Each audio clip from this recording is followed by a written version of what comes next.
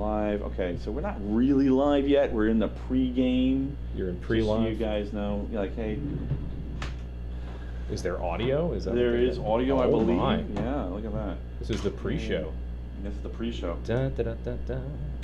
Hey, suckers. This is the pre-show. Can you hear us? Okay. And of course we're going to copy and paste because we're lazy. And I don't want to have to introduce more typos, right? Because that would be tragic. That's all right. Yeah.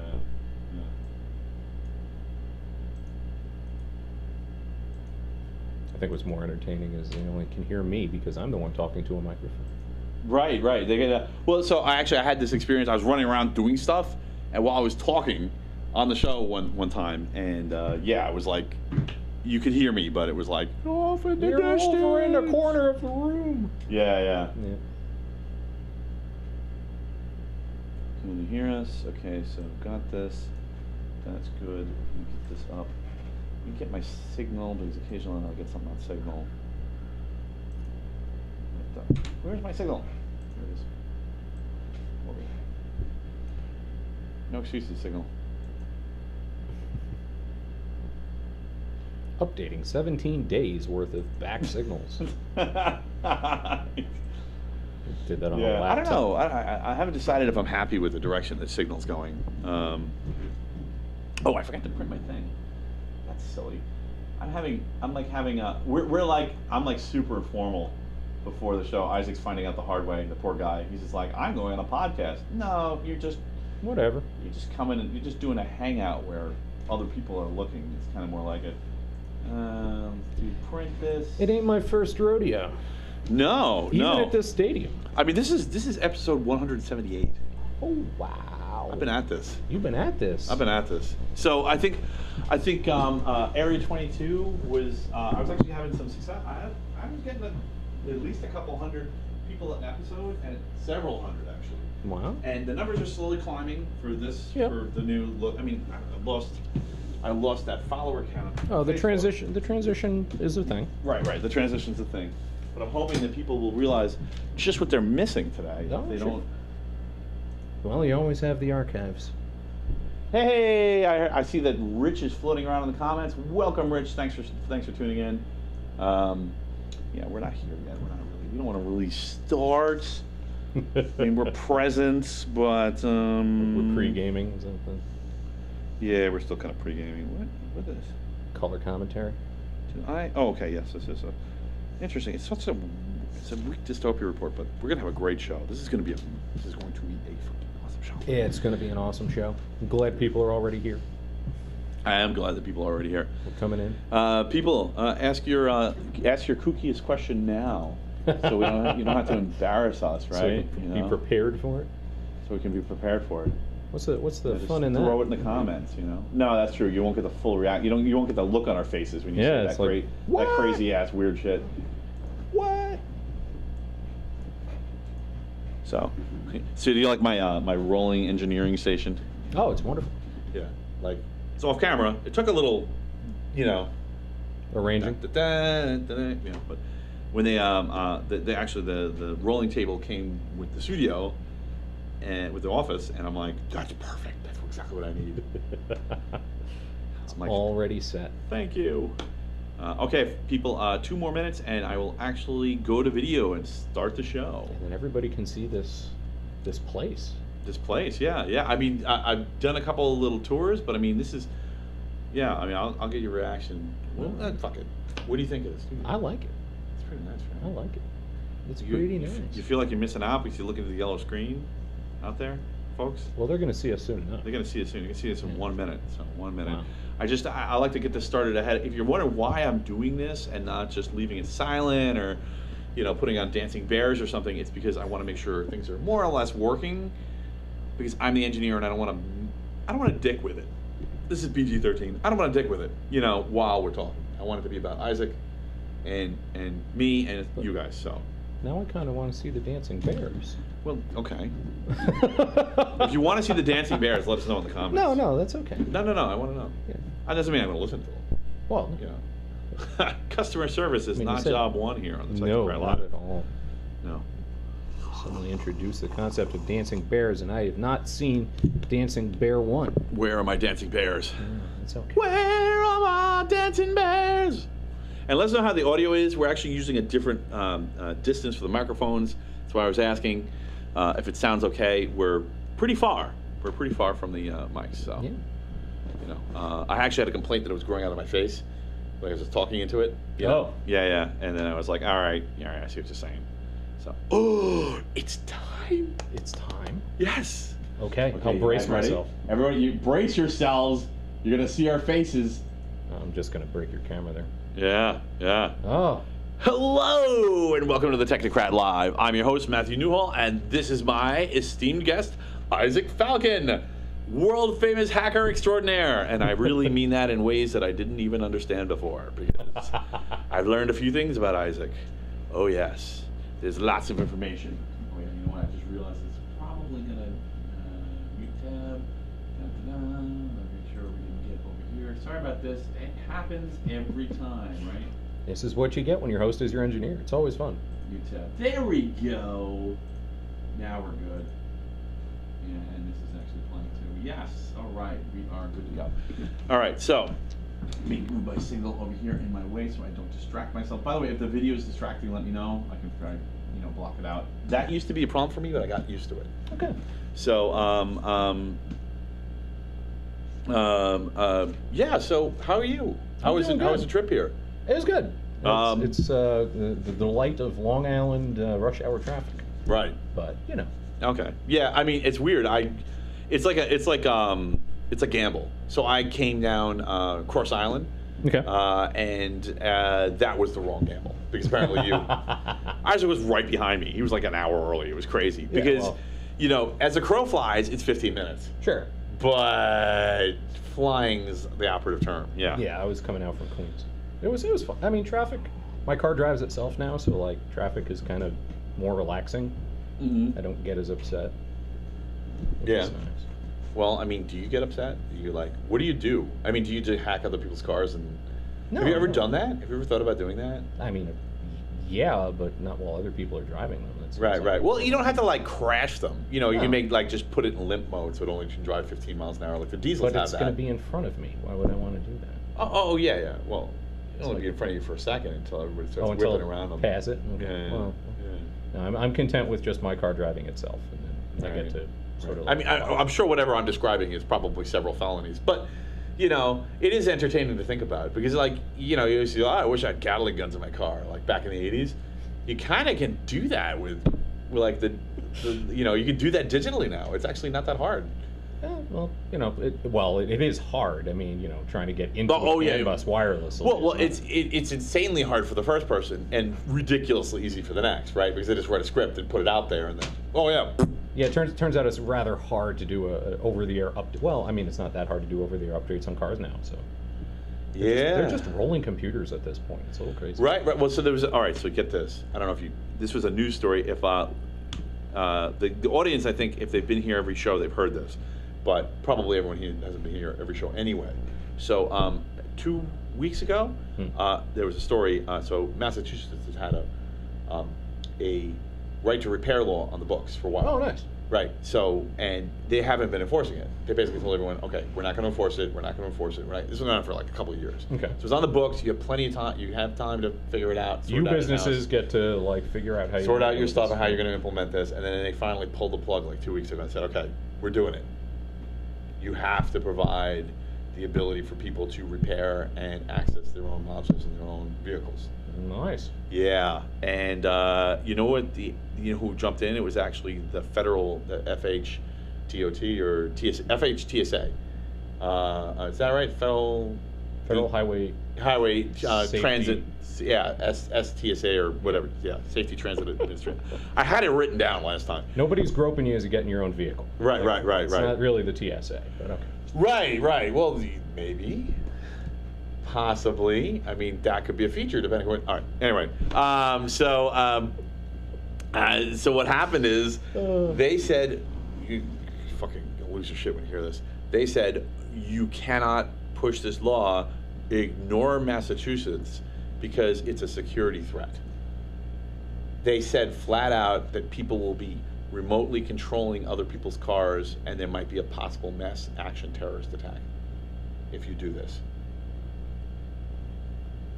There have been people right here, saying that for a decade. So they didn't have a few months of warning or a couple of years of warning. They had a decade of warning, and DARPA was right behind me. So they watched that Fast and Furious movie you were telling me about right a few years ago? Yeah.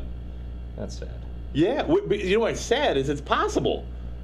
Well, even if it's possible, it's not the right to repair is going to make that possible. Anybody who wanted to do it, it's already possible. Right. Yeah. So. Yeah, they're afraid it's going to be joyriding script kiddies. That's what they're afraid of. They're not, but they should be afraid of a terrorist attack. That's the real threat.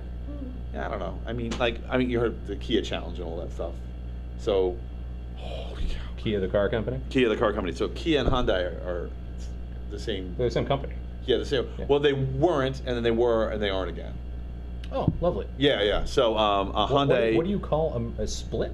Not a merger? So I don't know how they did it, but Hyundai no longer has a 50+% share stake in Kia, but they still share a ton of parts. So there's a stake, but it's not as big anymore. Oh, okay.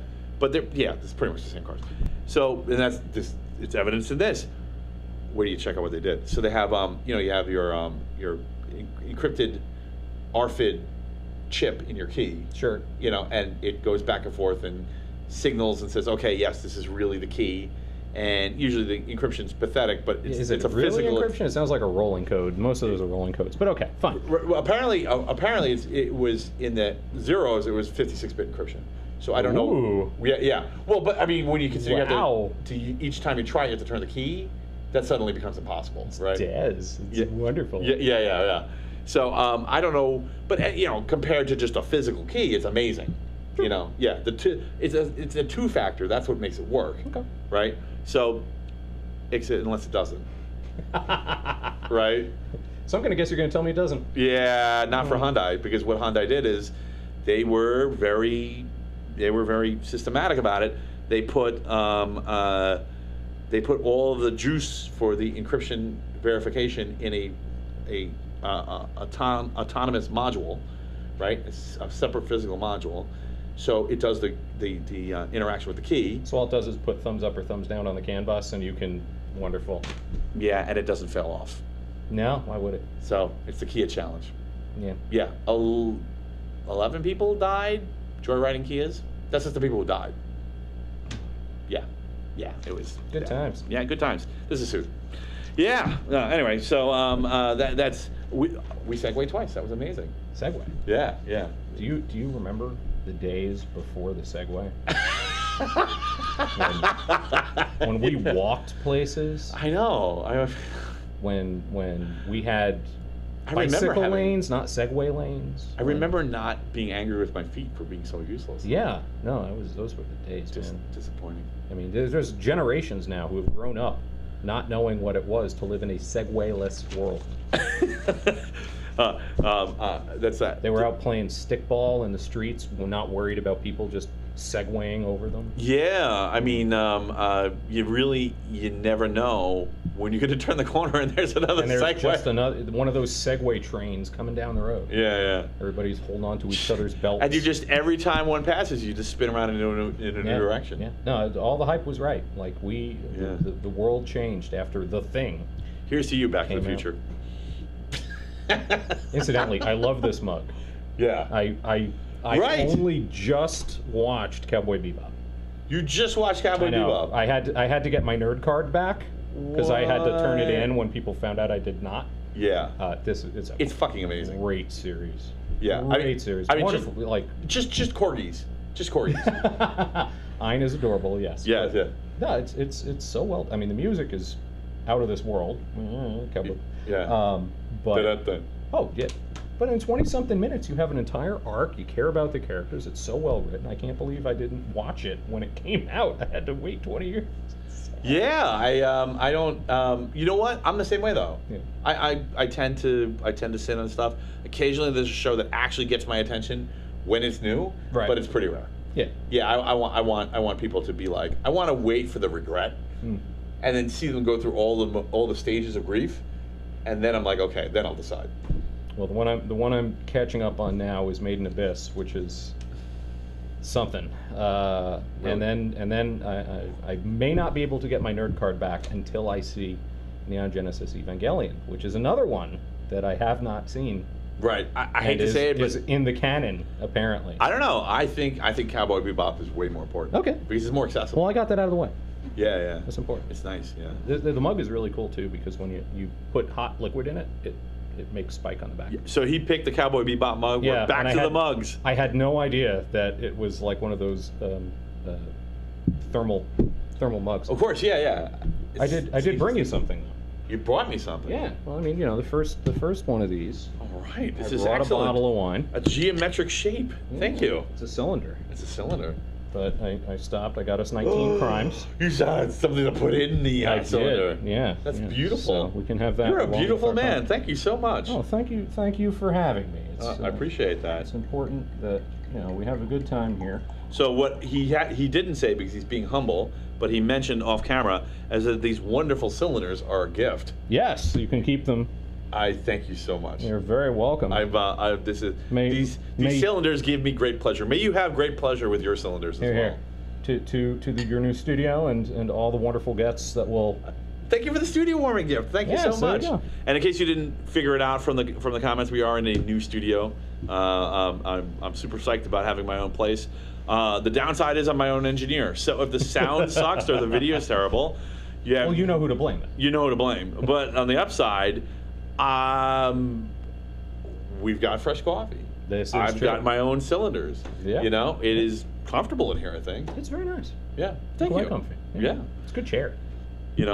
Oh, you like the chairs? The chair. It's a good chair. It keeps you up and awake. Right. It's not like you get too comfy. Right. But it's not like you get too. I mean, if you had two Barca loungers in here, that would be pretty entertaining too, because we'd both be like all the way back. Right. Talking down our chest. Well, the whole studio is camera worthy. So if I had a second couch, we could do the whole couches thing.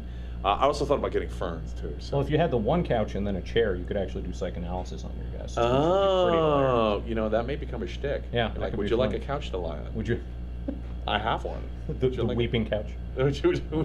I know you're sad right now, but you're not alone. Would you like to lay on the couch? Yeah. The technocracy will get you down sometimes. Yeah. This is the place to have that. Just put Chat GPT on, let it analyze them, and then I'll go out and to the local bar and have a couple drinks. Chat GPT psychotherapy. That is oh wow. Okay. What could possibly go wrong? Wow. Yeah. They keep talking about jobs that are going to disappear. I don't think psychoanalysis is really on This is really good. It's a nice one. It's fucking. It's nice. Smooth. Yeah. It's silky. Yeah. Cabernet Sauvignon. Pretty nice wine. No, for the price, it's actually really good. So. Yeah, it's really good. I just figured if I was going to be talking to you, 19 Crimes seemed to be the. Yeah, 19 Crimes. Excellent. Yeah, this is not a sponsor or anything. I mean. Yeah. No, that's okay. I am available. I am thinking about picking up sponsors. It has not happened yet. Probably my numbers are too low. That's not going to stay that way. You just have to believe me on that. But yeah. Good times. Good times. All right. So I just want to say someone had suggested. Well, first of all, someone had suggested I get the microphone out of my face. No one's complained about the sound, so I'm assuming it's okay. So thank you for the suggestion of getting the microphone out of my face. I see it on the camera. It looks way better. Good. We may still go back to lapel mics. I've got them for some people, but I think with experienced broadcasters like Isaac, sure, the tabletop mics are just fine. Yeah. I'm used to having it like right here, and I've got a face for radio, so. Right, yeah, and I've got a voice for TV. So it's good. It's good that I can hide behind the microphone. Yeah. I mean, don't want to break it on. Really, the honestly, it's just in case we draw a diagram. That's the only reason we have video, and so that nobody can deep fake us because we're irresistible to fake. Don't challenge them. Oh, I'm sure someone. Although I would be very amused if someone went into trouble deep faking me. So at the very least, we might get a GIF out of this. Like, right, yeah. A very low res GIF. Yeah, like what's going on there? It's like, I'll react. Could you move your arms more? That's as far as they go. All right. So anyway, thanks for the suggestion. Also, I had another suggestion, which was on the website, to please remove the dead links. The thing is, they're not really dead links. They were links from the future. But I removed the future links because you're not time travelers and you don't want to try to click on links in the future. Because God help you if they worked. You lost a week or 2 or 3 or a month or 2. Wow. There's a lot of people on the board, so go check out the website if you're interested in the schedule. There's probably someone up there that interests you. But Izaac is the best. He is my Bill Murray. He makes me happy. That's, by the way, Bill, you still can come on. That's allowed. I'll allow it. Yeah, I'll give up the C for Bill Murray. That's fine. Yeah. Well, we could just have a panel.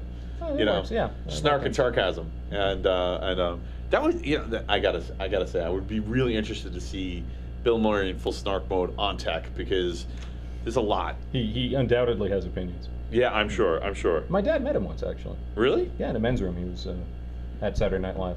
At Saturday Night Live. That's interesting. Yeah, he was doing some tech work and that's it. Okay, that's story. it. Yeah, no. Well, you never know, because once in a while some of those will be followed by like, he was the nicest guy ever, or he lit me on fire. Well, I mean, or he was the nicest guy ever when he lit me on fire. It was in a men's room. They peed next to one another. It's not really the proper introductory. Right. It's not a good conversation piece. Like, hey. Yeah, That's it. That's the whole thing. Not a thing.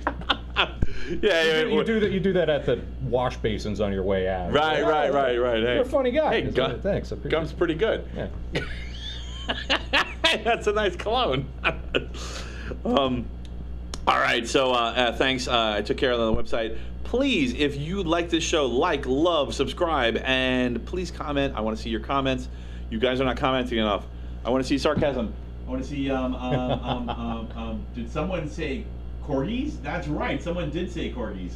Excellent. I'm sorry I missed it. I have to scroll this over. Just a little bit. Good old line from Cowboy Bebop. Yeah. So Cowboy Bebop is has one of the characters is a corgi. It's a dog, and it actually it comes in from a plot point in one of the early episodes. Yep.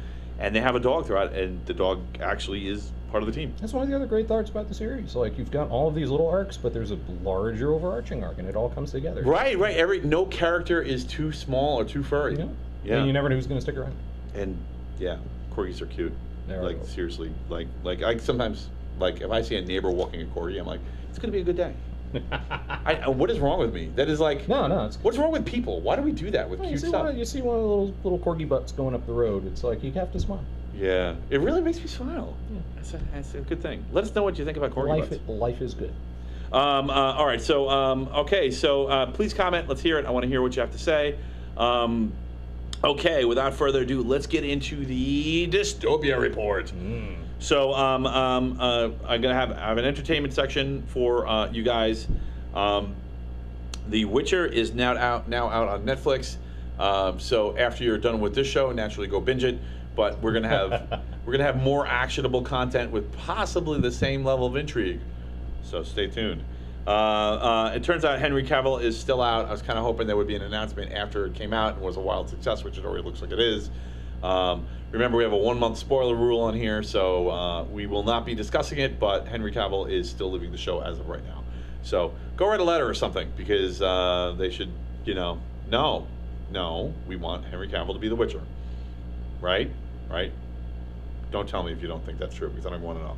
All right, so that's it for that. And also in entertainment, it's almost time to talk about Black Mirror. And as I've said before in the show, Black Mirror is the kind of like the fictional namesake of the Technocrat Live. Okay. I don't know if you've seen any of the Black Mirror stuff. I have not. That is a one. I'm catching up on Cowboy Bebop 20 years late. Nice. I'll watch a Black Mirror in 2030. Okay. Yeah, when it might be appropriate. It's I can talk about seasons 1 through 5, so I'll just say real quick. Black Mirror, at least seasons 1 through 5, were pretty much a consistent universe where all of the events and all these little short stories that are not necessarily connected could have happened in the same universe, and which is pretty phenomenal, because it's all about. Basically comes down to all the social consequences of being able to interface brains with technology at a pro level. you know, VR, copying, all those kinds of things that you Okay. could theoretically do. You know, accessing your memories like there were files, that kind of thing. So what happens in Oh, that because world? that's how I want to run my brain, like a Windows desktop. Right.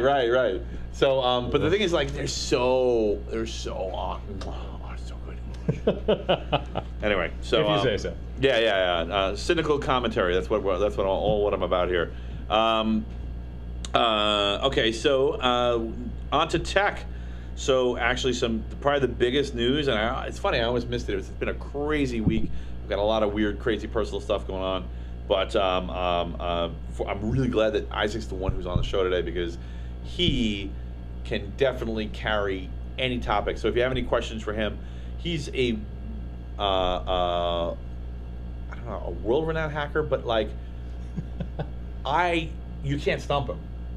Like, I've never seen you stumped. I've seen you say I don't know, but that's different. That's just responsible. Yeah. But it's just something You have that, exceeded my ability to comment. yeah. But it's not because you can't figure it out. It's because no one can comment. When you get Oh, I stumped, don't know it's about because that. it's yeah. I think You for asked the most part. You're asking me about like French culinary skills. I cannot help you. Okay. Yeah. Although I make my own butter. See, he makes his own butter. It's super fun. You're being humble. No, it's this easiest thing in the world, and it's delicious. Really? Absolutely. Get yourself heavy whipping cream. The higher the fat content, the better. Okay. Right? So you get like a quart of it. Chop that quart in half. You know, put a pint in a mixing bowl. Use your hand mixer, like the one you make for mashed potatoes, right? And just let it go. And then you keep going. When you think you're done, keep going. Eventually you'll wind up with whipped cream, like you'd put on ice cream. And you're going to say, oh, I have ice cream in the fridge. I'm going to put some whipped cream on that. You can do that. But you know what? Keep going. Keep going, keep going, keep going. It'll eventually start to turn yellow out of nowhere for no reason because that's just the fat beginning to bond itself. Okay. Keep going. Eventually, you're going to break your hand mixer because it's not meant to move things that heavy. So take your hand mixer out and then actually get like a spatula and start stirring. You'll know you're done when this mass starts to let go of buttermilk. So it'll have gotten basically solid. It'll there won't start be any shedding liquid. buttermilk. It'll start shedding buttermilk. All Ah. right. So you keep going until like basically all the buttermilk's out. You strain it out, and then you have butter, Wow. and that's it. That's And so great. you can get your quart of whipping cream for a few dollars, and you wind up with like 2 pounds of butter.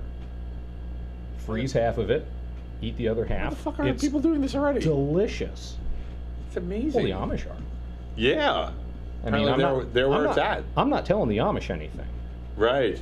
both because they make their own butter, and Ah, and I'm pretty sure they're not watching. Yeah. Well, I mean, maybe They might be Luddites for sure. Maybe not Neo-Luddites, but Luddites. No, they're original, like the OG Luddites. they're OG But Luddites. yeah, make your own butter. It's great. Yeah. You can put anything you want in it. That's great. Yeah, it's wonderful.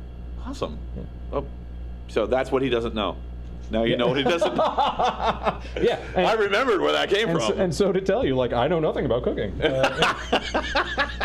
It's not Perfect. cooking; it's just stirring until Perfect. it starts to get wet again. This is why Isaac's great. And then I, you have, but you also have buttermilk, so you have buttermilk pancakes the next morning, and buttermilk waffles, and buttermilk like you do chicken and cheese.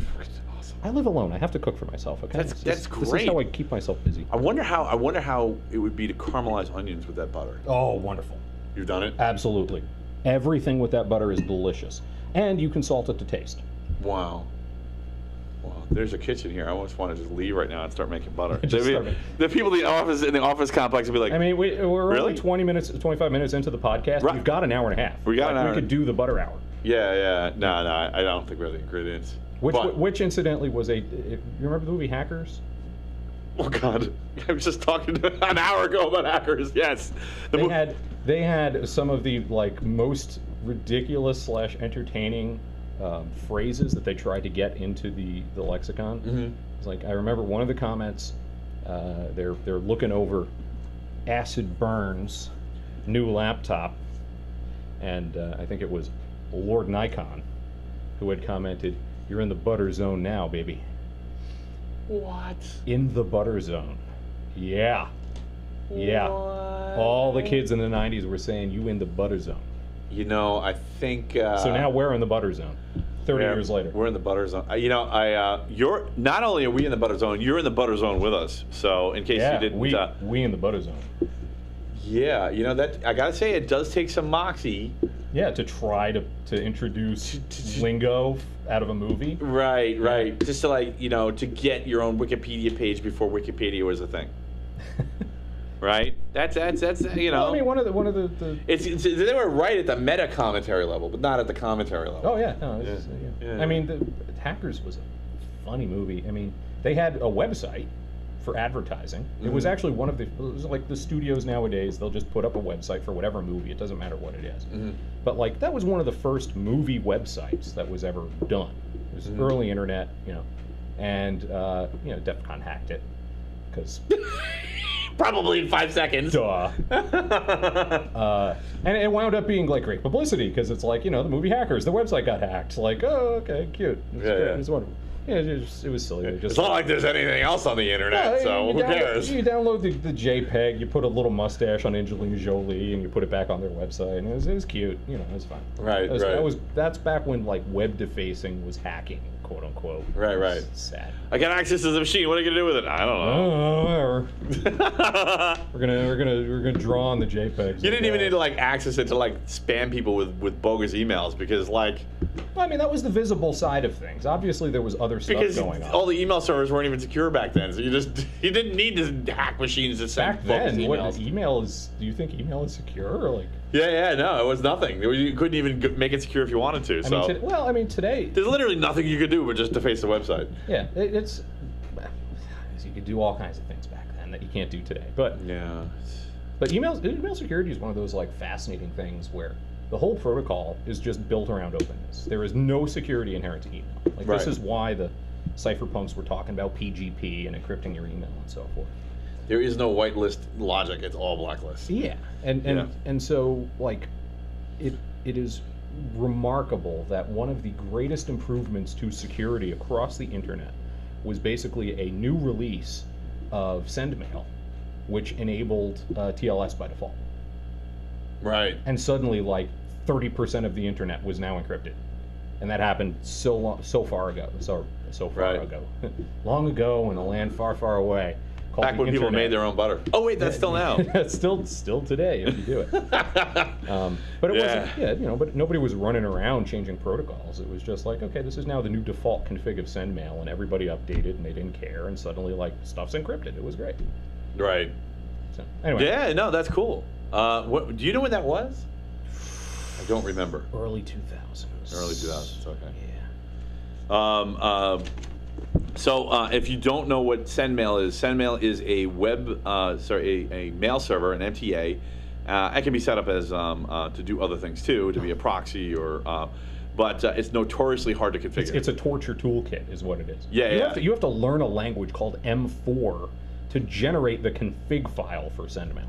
Right, and that's not even, and most people don't even do that. Most people use a tool. Learn a language to use a tool to write configs that then in turn get turned into other configs. Well, nobody uses SendMail anymore anyway. Yeah. It's all postfix or dmail or something. Yeah. But I think it's still used in heavier applications, and not because it's good, but just because momentum. Yeah. They don't want to bring it down. The thing with SendMail, I mean, this goes back to me entering the professional career. SendMail was the way that you bonded different kinds of networks, right? So SendMail, you could do UUCP mail and SMTP. It knew how to talk both. So if you had a UUCP mailbox, which was fun, Unix to Unix copy protocol. Right. Just to remind you, because I'm sure you know. Yeah, I mean, I haven't seen one live since the 90s. So. Right, but your email address used to be Isaac bang, CTech bang, edu, your RPI, whatever. You actually had to write the path for your email to arrive, and that was your address. Yeah. So the way it was hierarchical. Well, the way it was delivered was it would go to that mail server, it would look at the path, it would see itself, it would remove itself, and then look at who it was be sent to next, and then you would hand it off. That was the routing protocol. That's amazing. So if your return address, It's almost as if you're ripping pieces of the envelope off. yeah, basically, Yeah. yeah. As you're sending the mail. Or if the post office, if you had to route your mail from New York to California via all the post offices across the way, it's like I know the truck is going to stop in Minnesota. I know the truck is going to stop in Kansas. I know the truck is going to stop in Nevada, and it's going to go on to California. And so you just tear that off, and then it keeps going. You had to route your own stuff. But SendMail could do that, and also SMTP, so you'd have gateways that would go between it. Right. FidoNet has its own stuff. There was a bunch of different protocols, and SendMail could talk all of them. It explains a lot about the configuration protocol. Oh why yeah, it was so why awful. M4 was like you needed a language to even express how to do that, and then it would generate the bizarre regular expression. Well, there wasn't regular expressions; it was its own string handling. I'm sorry, I'm getting you off track. Let's talk more. I mean, if you want to talk about the dystopia, SendMail definitely qualifies. But go right on ahead. Yeah, well, that's a good point. So one of the things I've been arguing on the show is that we're descending into a dystopian hellscape, but I think the thing is we aren't. The thing that's changed isn't that dystopia is new. The thing that's changed is that everyone's experiencing. We're just going to the other side of the pool. Like everybody's jumping in the crazy in the craziness, right? It's not like it's just geeks anymore. Everyone's getting exposed to how terrible the technology is. Right, everyone's getting exposed to how terrible. That's exactly right. It's not that the bad side of technology is new. It's always been there. It's just, it used to be hidden from you. Used to be hidden from you because there wasn't so much mandatory technology, and it didn't make so many decisions for you. Oh, good times. Yeah. Well, thanks. Now I'm depressed anymore. No, I'm sorry. No, well, you know what? That's what we're here. We're here for them. Okay. We're here to fix it. We're here to let people know, hey, it's going to get better, because either we're going to fix it or shit's going to blow up. But either way, it's going to get better.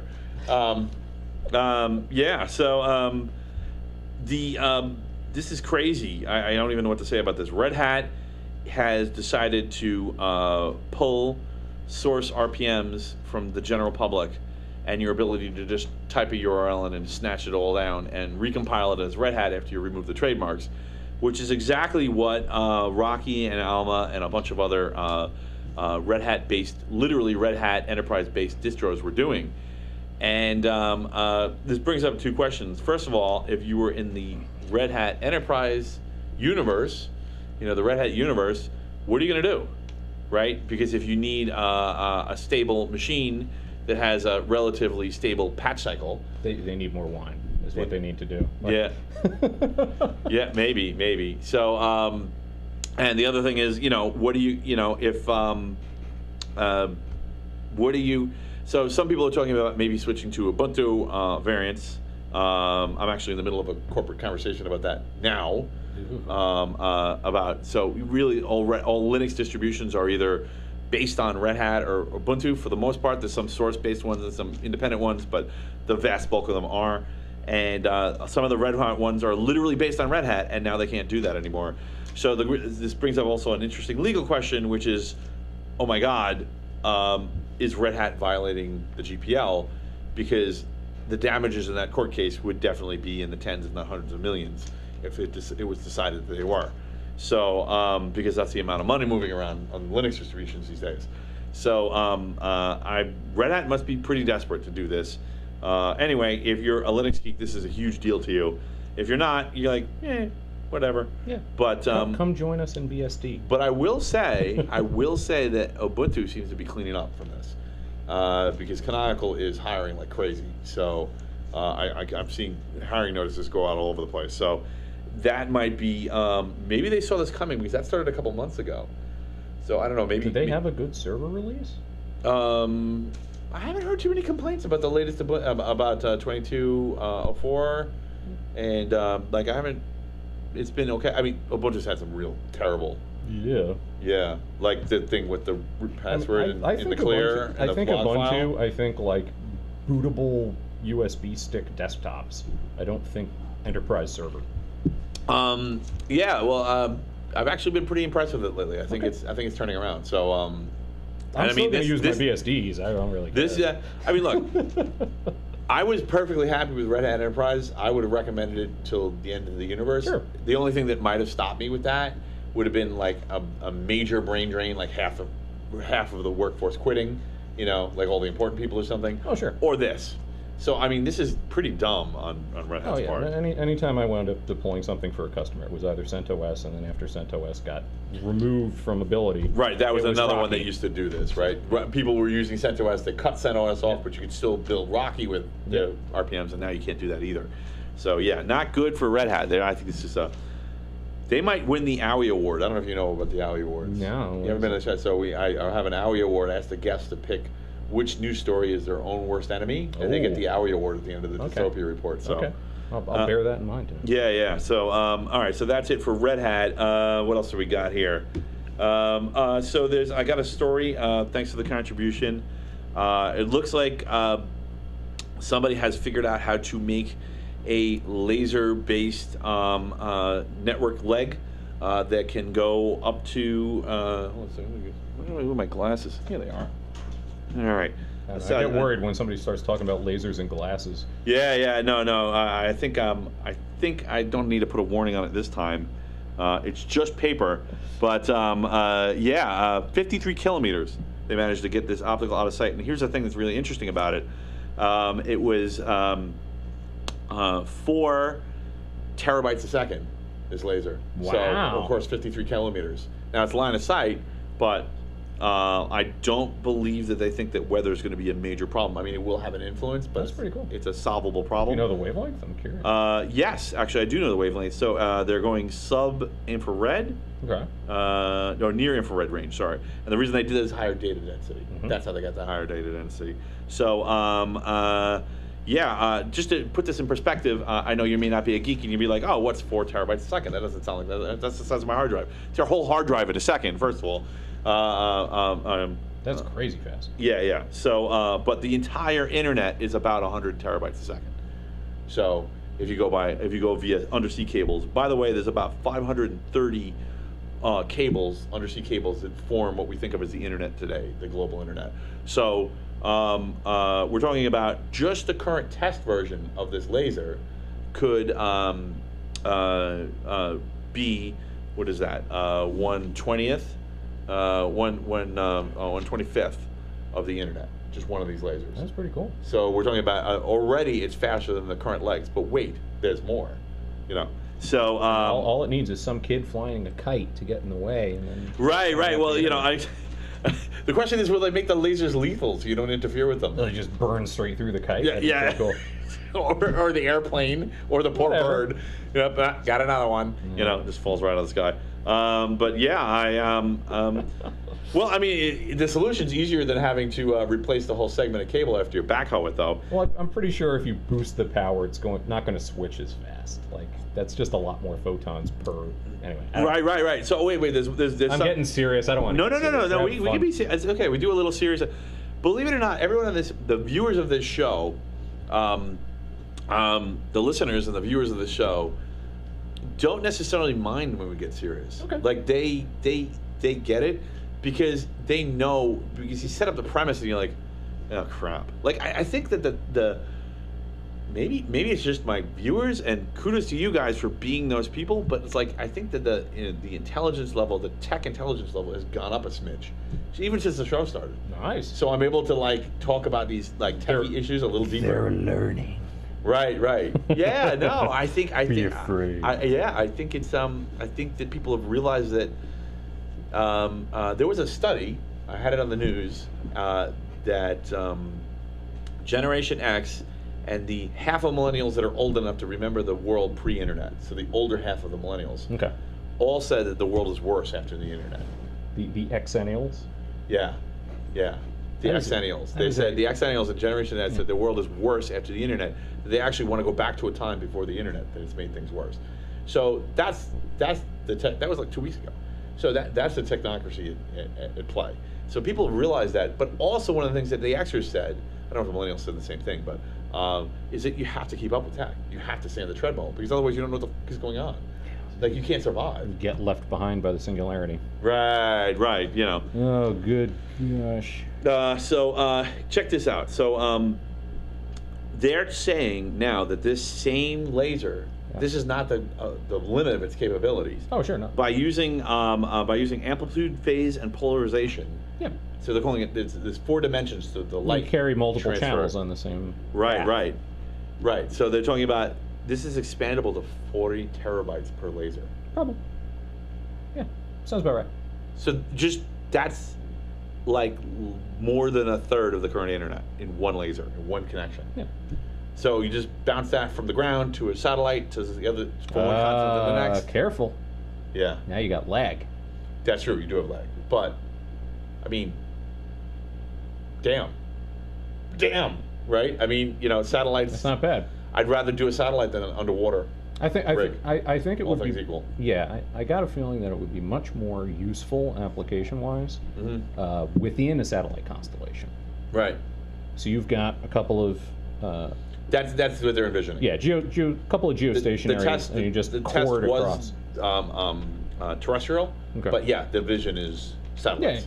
Yeah. No, you go geostationary to geostationary, you cord across, and you can, rather than go up and back and up and back and up and back, you can go up, around, and then back. Sorry. Yeah, no, that's exactly what. Well, I mean, it's like 60. Who cares at this point? There's 60,000 satellites in orbit. Yeah. Who cares if there's another 50? You need a kid with a really long kite string to interrupt that line. Right, exactly. And it could happen, and yeah, I mean, you know the Kessler syndrome? I think that's more of a balloon, but yeah. 99 balloons? Yes. 99 left balloons? Lift balloons. Yeah. So, Fun yeah. song.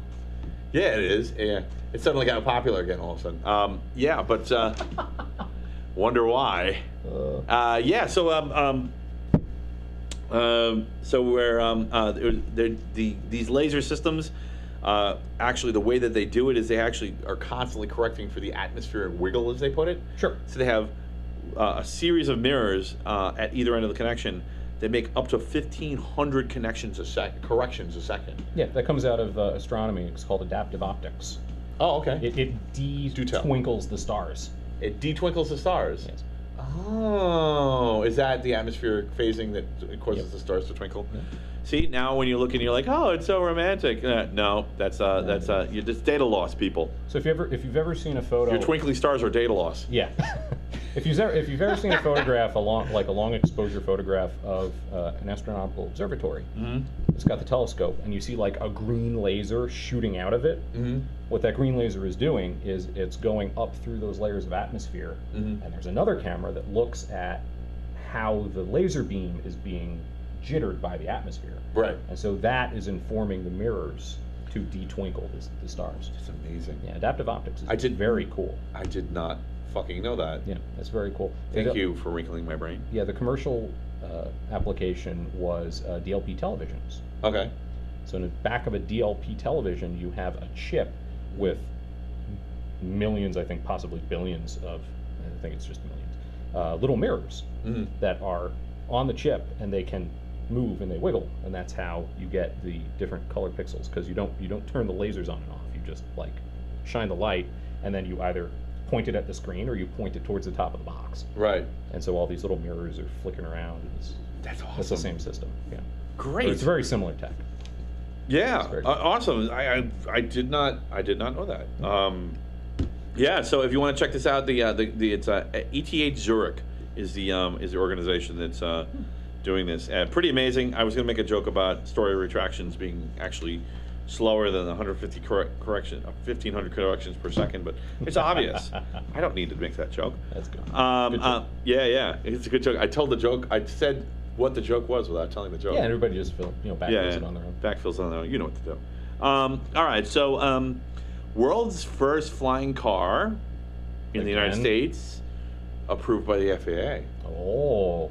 I just did a flying car story 2 weeks ago, but this one that was not approved by the FAA. This one is. They're going to production in 25. Do you need a pilot's license to drive it? I'm sure it's the FAA, but all right. But $300,000 and a pilot's license, and you're flying to work. $300,000 and a pilot's license. You own 2 Cessnas.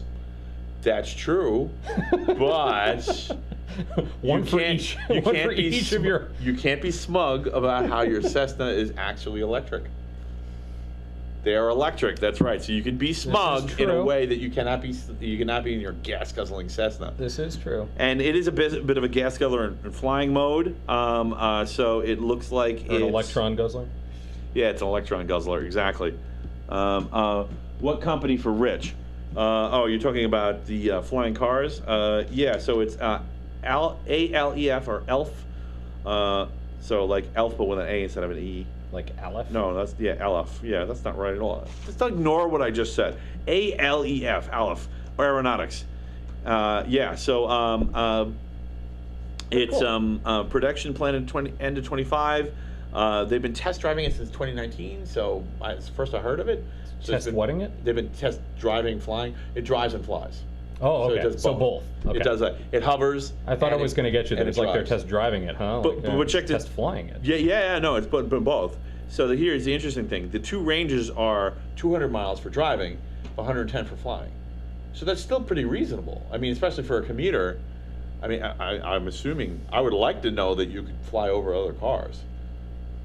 Right? It doesn't just hover 2 inches over the ground, but it actually goes up 10 feet. So I'm going to guess that if this is FAA licensed, you have to be over 500 feet in controlled airspace, or under 500 feet. But it would delight me to no end if you decided to make your flight path basically 100 feet over the LIE just to screw with people. just to fuck with taunt them. Yeah. Yeah. Well, I mean, that may be the case. And actually, so all right. So here's something. Does it take off? This is the great thing about doing this new. Yeah, it does. It does do a vertical takeoff. If it's a VTOL, that's even better because now it's totally VTOL. It's like you don't have. Well, I need a really big parking and lot. It rolls and flies. Okay, that's cool. And here's the thing: like the FAA actually has been coming up with designs and standards and methods for flying car air traffic. So this has been going on for a few years, and this is the first car that qualifies. I know NASA was playing with next gen for air traffic control with automated systems. So we may actually get our fucking flying cars, people. Oh, okay. Is making the flying car. Yeah, I got you already. So again, it was ALEF. All right. So real epic aeronautics. Alf, thank you, Alf Aeronautics, and it's a real fucking social distancing, man. It doesn't get more distant than that. The cool thing is, if this succeeds, this is kind of like, now again, vaporware. Everything's vaporware till it's real. Sure. You know, even if it is not just because it's pushing vapors, but or shooting lasers through vapors, but Yeah, you like that I did that? Yeah, well done. Good segue, right? Yeah. It's not, Do you remember the world before the Segway? We're living in it. Well. Yeah, again. Ever since the tragic death of our great founder, our beloved owner of Segway. You know that actually happened, right? Yeah, I know. Oh, okay. Yeah. It's rather sad. Yeah, the owner of Segway died in a Segway. Yeah. But wait, how did he die? He rolled off a cliff.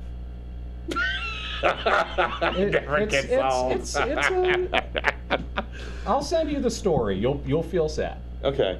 Like, he's a good guy. Yeah, no, I mean it's fun to joke, but he was a good guy. It was, you know, I mean, and thanks to him, thanks to the founder. Yeah, no, I mean he changed the world. He did. See, now I feel bad about the Segway joke because it wasn't actually too bad. Yeah, no, he was a good guy. But I mean the joke is basically nobody even remembers it. Is the point? Like. They talked about the thing, like the thing is coming, the thing will change the world or whatever, and then I think it was on Good Morning America they unveil it, and it's like this scooter, which, as we all know, changed everything. I mean, we rebuilt cities to accommodate the fleets of Segways. We rebuilt mole cops at least. Well, Paul Blart will never. Yeah.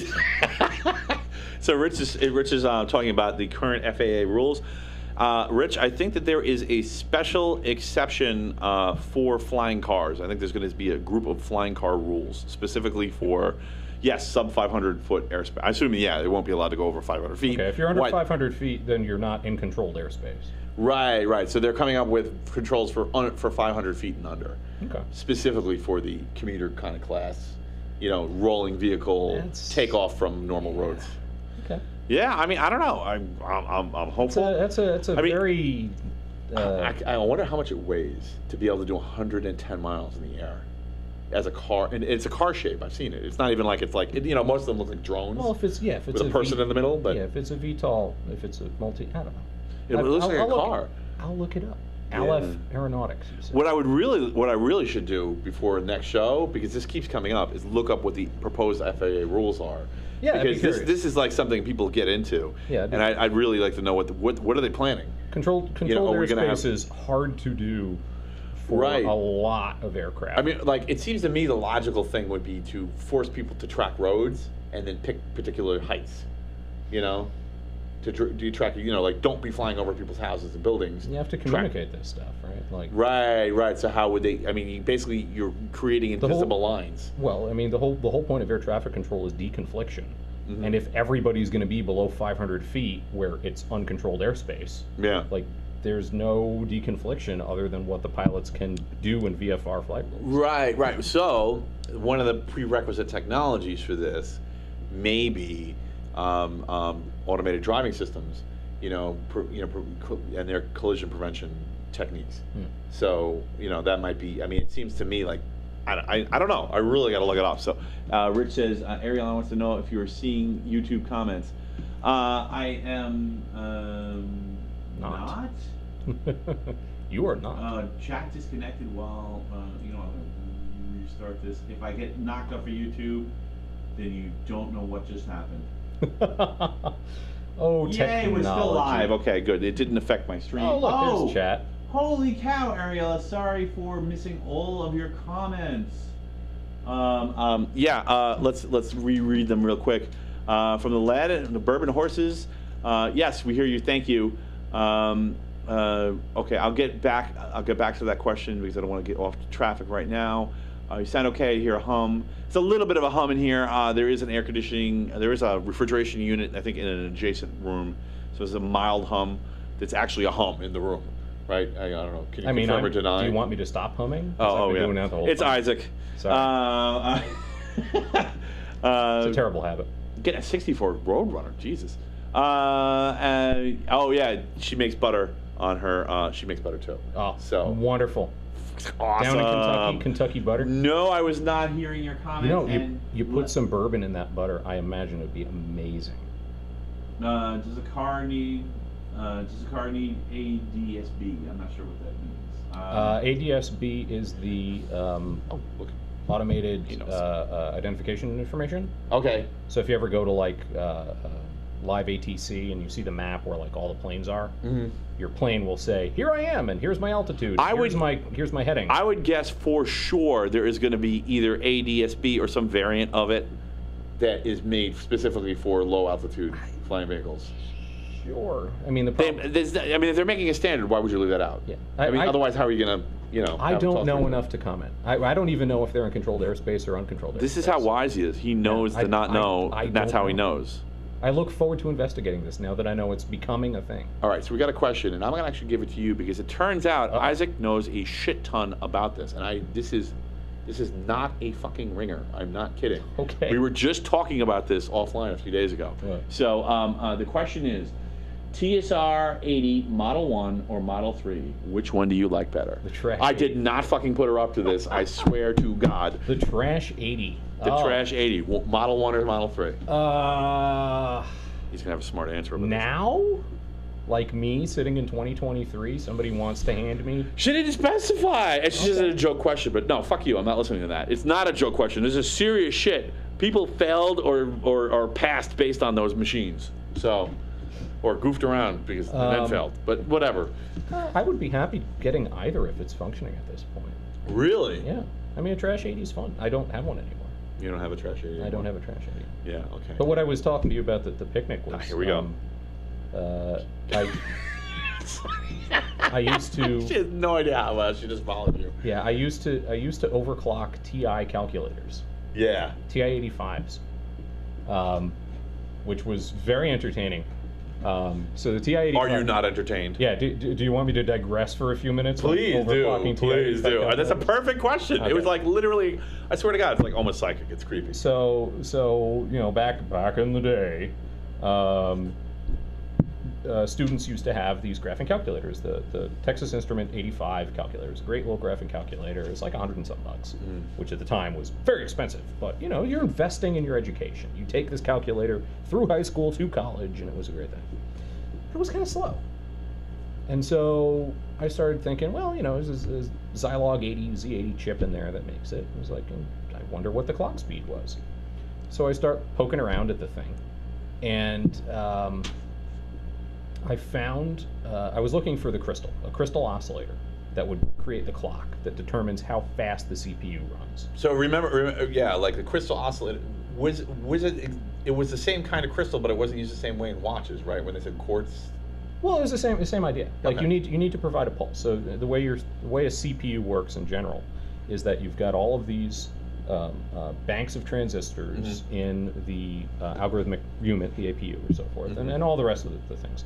And it takes time for the transistors to flip and then be ready to go into the next step. Right. So you need a clock that Right. determines how long it takes before you do step, step, step, step. And if you decide you want the thing to run faster, you can make that clock time shorter.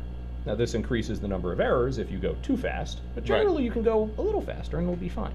Right. They have a margin of error built into the design Right, of the exactly, chip. exactly. Yeah, The yeah. stability is one of the reasons that clocks are slow. Right. But you can make the clock go faster, and then you might drop a bit here or there because it's not going fast enough to go through the different arrays. And so you can overclock things. And that's what overclocking is. One of the other ways to improve stability when you're overclocking is to increase voltage. Because if the differential going across that transistor is higher, it's going to get slammed into the state that it's supposed to be. So this is one of the reasons why overclocked CPUs are hotter, because they tend to run at higher voltages. And anyway, it doesn't really matter. So I'm on the TI-85, and I'm like, oh, okay, well, let me see where the crystal oscillator is to make it go faster, like, because that would be cool. I want my graphs to get drawn faster. It doesn't have a crystal oscillator clock.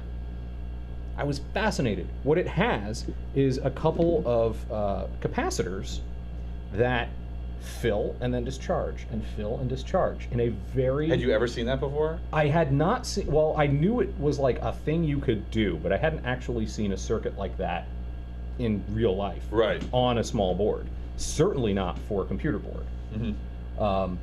And, it's a technique that capacitors are cheaper than crystal oscillators, and they're in some ways more stable because they're not dependent on temperature and stuff like that. But TI used this bucking capacitor kind of situation. So I'm like, that's really cool. That's great. So I used to do... So just to put it in perspective for people who aren't electronics geeks, it's like a bucket. Basically, you fill the bucket up, and then once it reaches a certain level of charge, it just unloads the capacitor. Yeah, I'm not going to pour my wine over and the predictability with which it did that was extremely high. Correct. It would fill and dump, that became its clock. It was fill and dump, fill and dump. Right. Think about it in human terms. It's literally like a clock ticking. Yep. And so what I did was I made the bucket about half as big. So you put a smaller capacitor. I put a smaller capacitor in there. Nice. So when the I don't know how you came up with this question, Ariel, but brilliant. Right? So when you make the bucket half as big, it takes half the time to fill it up, and then it dumps out faster. And so click, click, click, click, click, click, click, click, click. And the calculator was very slightly less stable, but it ran like twice as fast, and it was great. Nice. It also made the life not that great because it was running hotter. Not necessarily hotter, but you were pushing voltages around that weren't intended. So it was, mine died, I think, a year into college. But the no. Right, yeah. Which you probably were required to get a new one. Well, I had to anyway. get a new one anyway. But but the really irritating thing was that they used to be able to play games on your TI-85 calculator using something called Z-Shell. And Z-Shell was a Zilog 80 shell that you would be able to run compiled binaries of games. And you could type it into like TI Basic and make games that way, but they were all slow. They were all interpreted in the Basic interpreter. With Z-Shell, you would download these programs. You'd put them into the calculator over the goofy little headphone jack. Right. Way of getting things on the calculator. So you could go from one person would take it from their computer onto the calculator, and everybody else would like daisy chain. It was like Game Boys where you'd plug them into one another. It was great. I remember. I still have some of those cables. I have all the cables. But the problem was, if your calculator ran about twice as fast, all of those Z-Shell games were running about twice as fast. So now you're doing the race car game, and you hit the button, and you go flying off into the side of the screen, or you're trying to do They depended on the clock. Right, and so the clock was very consistent. And so my initial reaction was, okay, fine, I have to put a switch in, so I'd have both capacitors, one for slow and one for fast. Right. But then you have to physically open the thing up. You have to take the back off, you go into the battery compartment, and there's like a little micro switch that I had to install, and like you get a toothpick to flip it. Not really good for goofing around. It was really nasty. Class. Yeah, it was really nasty. Yeah. So I wrote the guy who wrote Z Shell, and I'm like, hey, listen, I'm overclocking TI-85 calculators, and I can't play games anymore. He's like, you did what? I'm like, yeah, I'm overclocking. He's like, okay, I'm going to send you one of these. You're going to do it for me, and I want one. I'm like, all right. So he mails me a TI-85 calculator, and I send it back to him. And there's he actually wrote a mode for overclocked TI-85 calculators in Z Shell.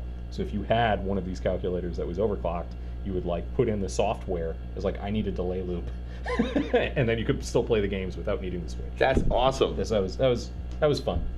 So you sent him one, right? You sent him a physical. Yeah, I sent him an actual thing so he could like figure out what the timing would be. That's great. Yeah, I just wanted to share that story with everybody. I know it's a TSR80 is different than a TI-85, obviously, but it totally reminded me of it. Awesome. So where were we? Oh yeah, we were talking about flying cars. We're still doing the dystopia report. We're still in the dystopia. Oh yeah. I've done the whole. This is what happens when I'm here. We just go down segues. This is the beautiful thing about Dystopia Report. Sometimes you never leave it. No, right. Oh my God, we're still in the Dystopia Report. No, that's great. Yeah. I mean, we're gonna have to take a segue out of here eventually, but. Yeah, we will. I have faith. I mean, mine's charging back at the Segway corral. Dude. I mean, that was a thing nobody saw coming, that we would have whole corrals. I know, right? They had to like replace whole stairways with Segway escalators. I mean, it's like we went back to the Wild Wild West days where you'd like hitch your Segway up to the post outside so it could recharge. I mean, nobody remembers the world before this. Yeah. We used to have bike stands. Like, a bicycle using your feet? Oh my God! Why would you do that? You've got a perfect. I gotta tell you, when I was in Utah, it was kind of the same thing. It was but with electric bikes. It's crazy. Like when I was in, like there were a bizarre number of people in Salt Lake City with on electric bicycles. I mean, it was like more than half the vehicular traffic. I actually got an electric bicycle. You did? I did. Do you use it? I do. It's nice. In New York or when you're out? No. I'm in Virginia. Okay. It helps you going up hills. Yes. Which is nice. Yeah. But it helps you going up hills. It does not have sufficient torque to actually propel the bicycle up the hill on its own. Right. I have a similar. Yeah, which is perfect because like I'm on the bike. I want to ride the bike. I just don't want to die on my way up the hill. Do you feel like a superhero when you're riding the thing? I feel like I have super strength. Well, I mean, like I push with my leg. I'm like, my leg isn't that strong. What's going on? Yeah, I mean, it helps is the thing, right? Like, right. I know people, especially around New York, where they'll just like turn the throttle up and go 25 miles an hour, and they're not even pedaling. It's like, guy, come on, yeah, get a motorcycle if you want to do that. Yeah, but yeah, I have a motorcycle. It's a lot of fun. No, I want to get a bike again. Really? I miss bike. I know you ride. Yeah. What kind of bike did you have? We talked about this literally on the first episode I was on. We did? Yeah. Oh.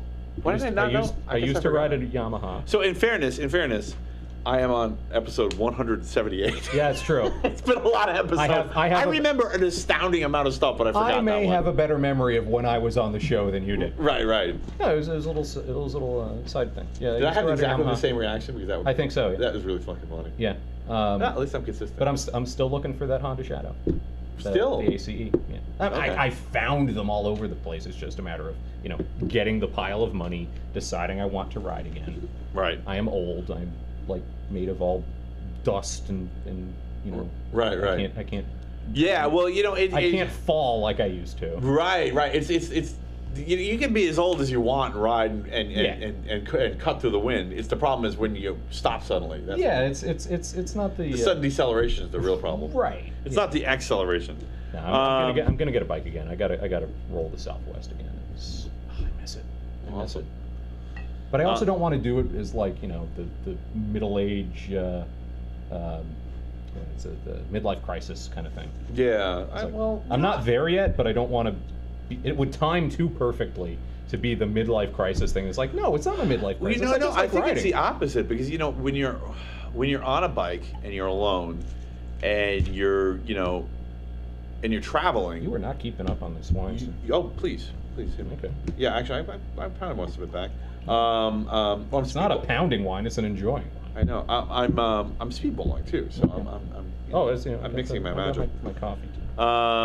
But yeah, I think that actually the age is perfect, because it's the age where you're really resourceful. Sure. And you need to be resourceful because you're vulnerable. Okay. So I think that's if you're like, oh, it's so cliche. I don't think it is cliche. I think it's because that's the age where like you have the right combination of like, yeah, okay, you're a little fragile, but you're very experienced. You know how the world works. I'm not fragile. I just am more. I know I'm not invincible. I'm not that idiot 20-year-old that I used to be. Well, okay, all right, fair enough. So it's like the dystopia report. Like, you were always in the dystopia report, but like now you are. Right, yeah. You were always vulnerable on a bike. You just didn't know it before. Now you know it. But that's good, because that keeps you alive. Yeah. Right. The skepticism is success. Yeah. Sometimes. Sometimes it's just. It's awareness, right? Like I'm physically around where I was in my 20s, roughly. I still got a few more pounds to lose, mind you, but strength-wise and all the rest of that, it's fine. But I'm just more aware of the fact. Do you know what's funny? I can be destroyed. I thought I would be weaker at this age, but I was convinced I was going to be like this fragile little flower, but it's yeah, man. No, it's just the awareness, right? Like that's the change. Right. Yeah. It's like my life can be severely changed by a very bad mistake. Whereas in your 20s, it's like, whatever. And the worst part is it doesn't have to be your mistake. Right, exactly. So right. It's just that's the hard part about that, is taking responsibility for other people's actions. Well, thanks for having me on. I'm now a little depressed. Okay, let's keep it with the. No. Don't give up, people. I did it to myself. All right, I just killed everyone with my jumping into my microphone. Yeah. Okay, so the next story is from The Guardian. So this is actually from 2020. But I don't know why it's being picked up now, but I was like, okay, that's kind of interesting, so I'll run with it. It's the story itself is dated on June 27th, so maybe it's because the lawsuit came out.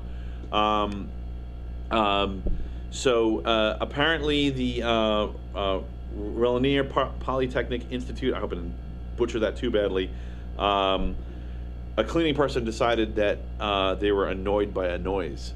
Oh, at RPI. Yeah, Rensselaer Polytechnic. Rensselaer Polytechnic. Yeah, I read this one recently, too. He was annoyed by a noise, and turns out the noise was an alarm on a refrigerator, which he unplugged because he was annoyed. Yeah. Which had decades-old samples in it. Yeah. And it was actually an alarm saying that the temperature was fluctuating a little too much. And because it was during COVID, no one was going to be able to fix it right away. So, yeah. The cleaning company is now being sued. So I just, all that. In case you're like, that doesn't happen when you hear one of the stories about the cleaning lady turning off the primary domain controller or some. So, but I'm also suspicious of this because we had the Great Northeastern Blackout at least once in those 25 years. Mm-hmm. Did they not have uninterruptible power on that freezer? Like. He may have yanked it from the UPS. I think it was 2003, right? He may have yeah. So no. He turned it off. This was. He walked up to the thing, flipped the switch off. It didn't matter. I think it was a fridge. So I think he actually went to the back and pulled the plug.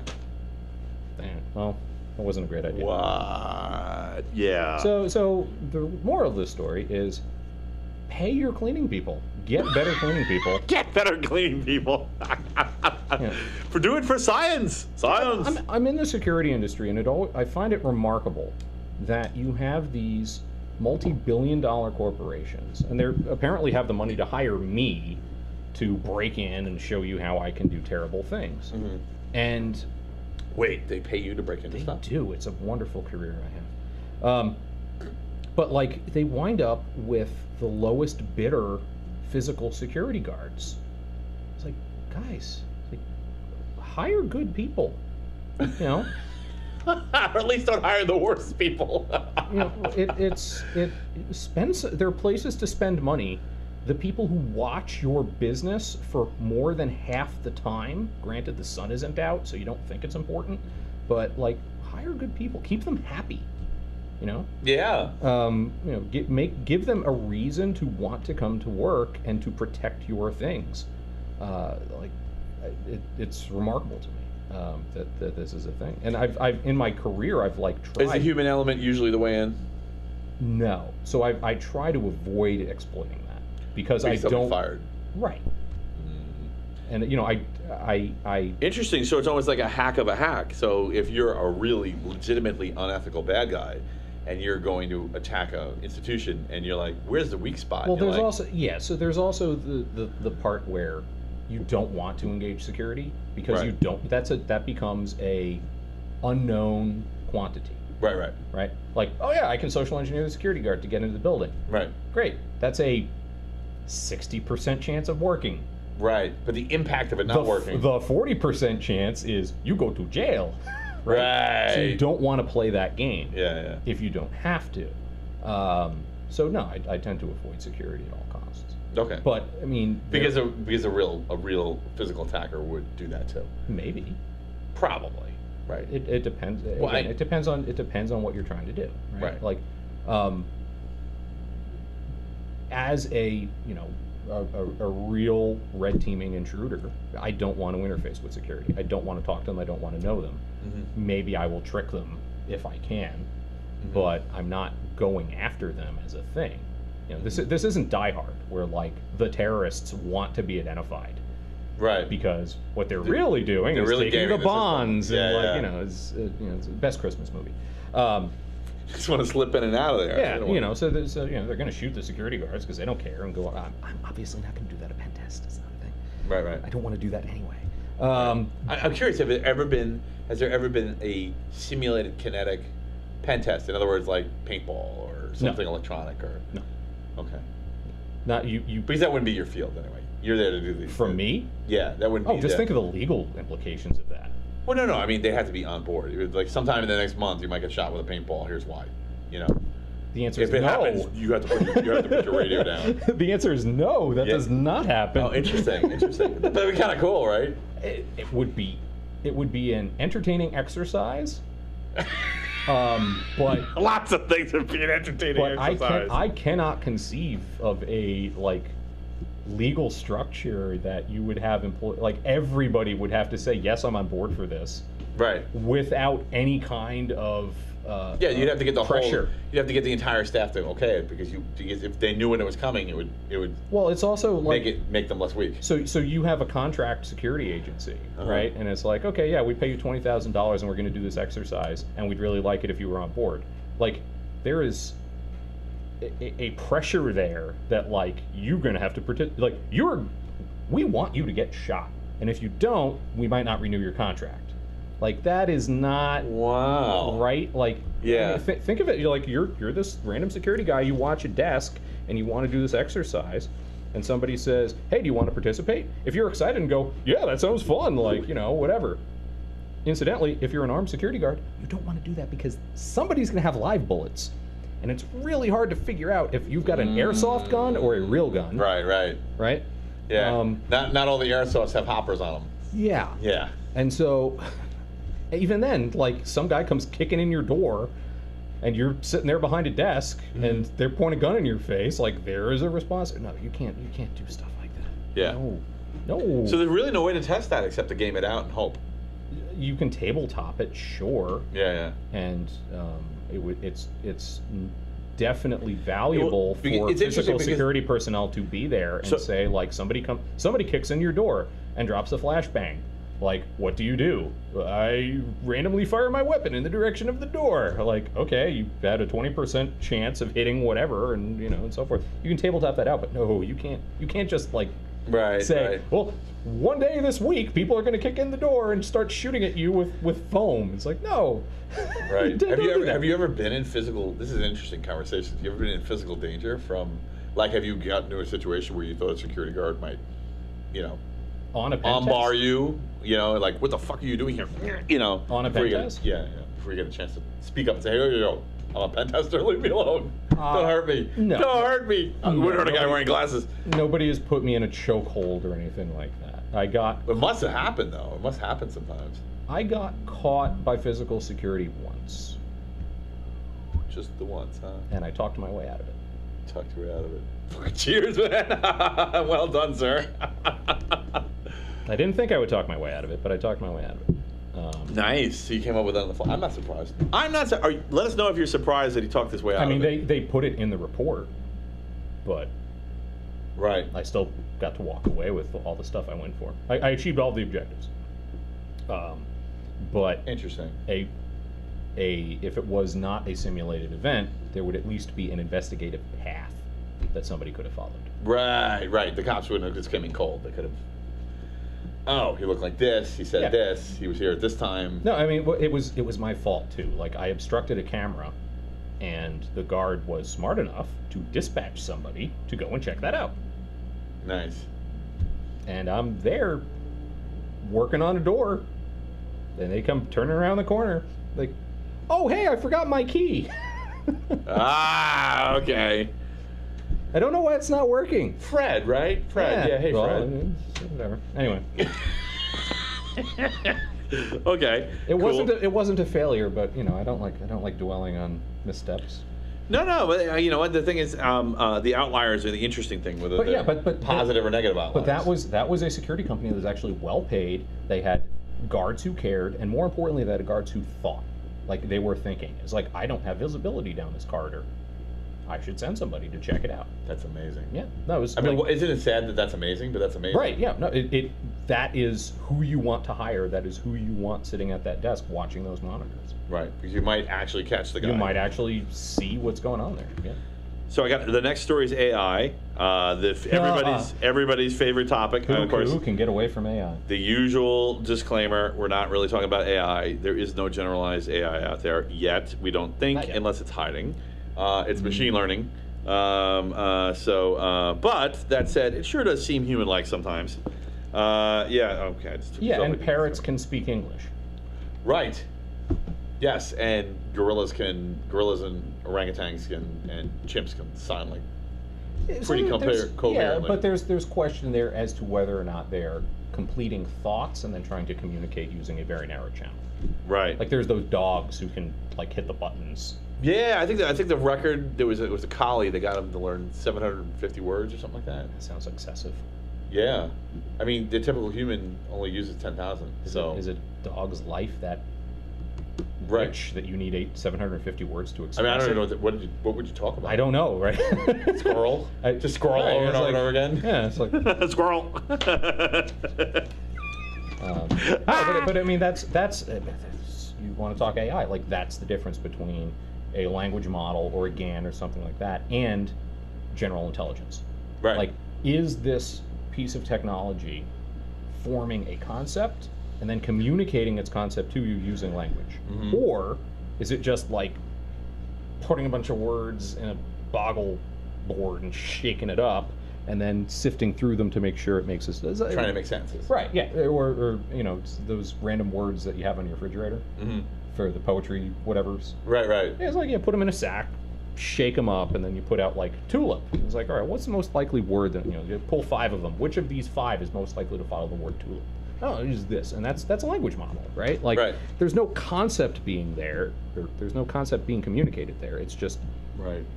Well, in a way, it's a brute force solution, just like every other, like most other computer science problems are.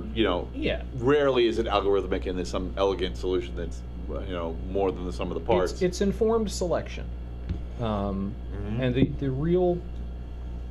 I'm distracting from your story here, but it's prompted me to unload on AI. Oh yeah, here we go. Unloading. Yeah, I mean, we used to have Markov chains that would be language generators. Okay. Do you remember Eliza?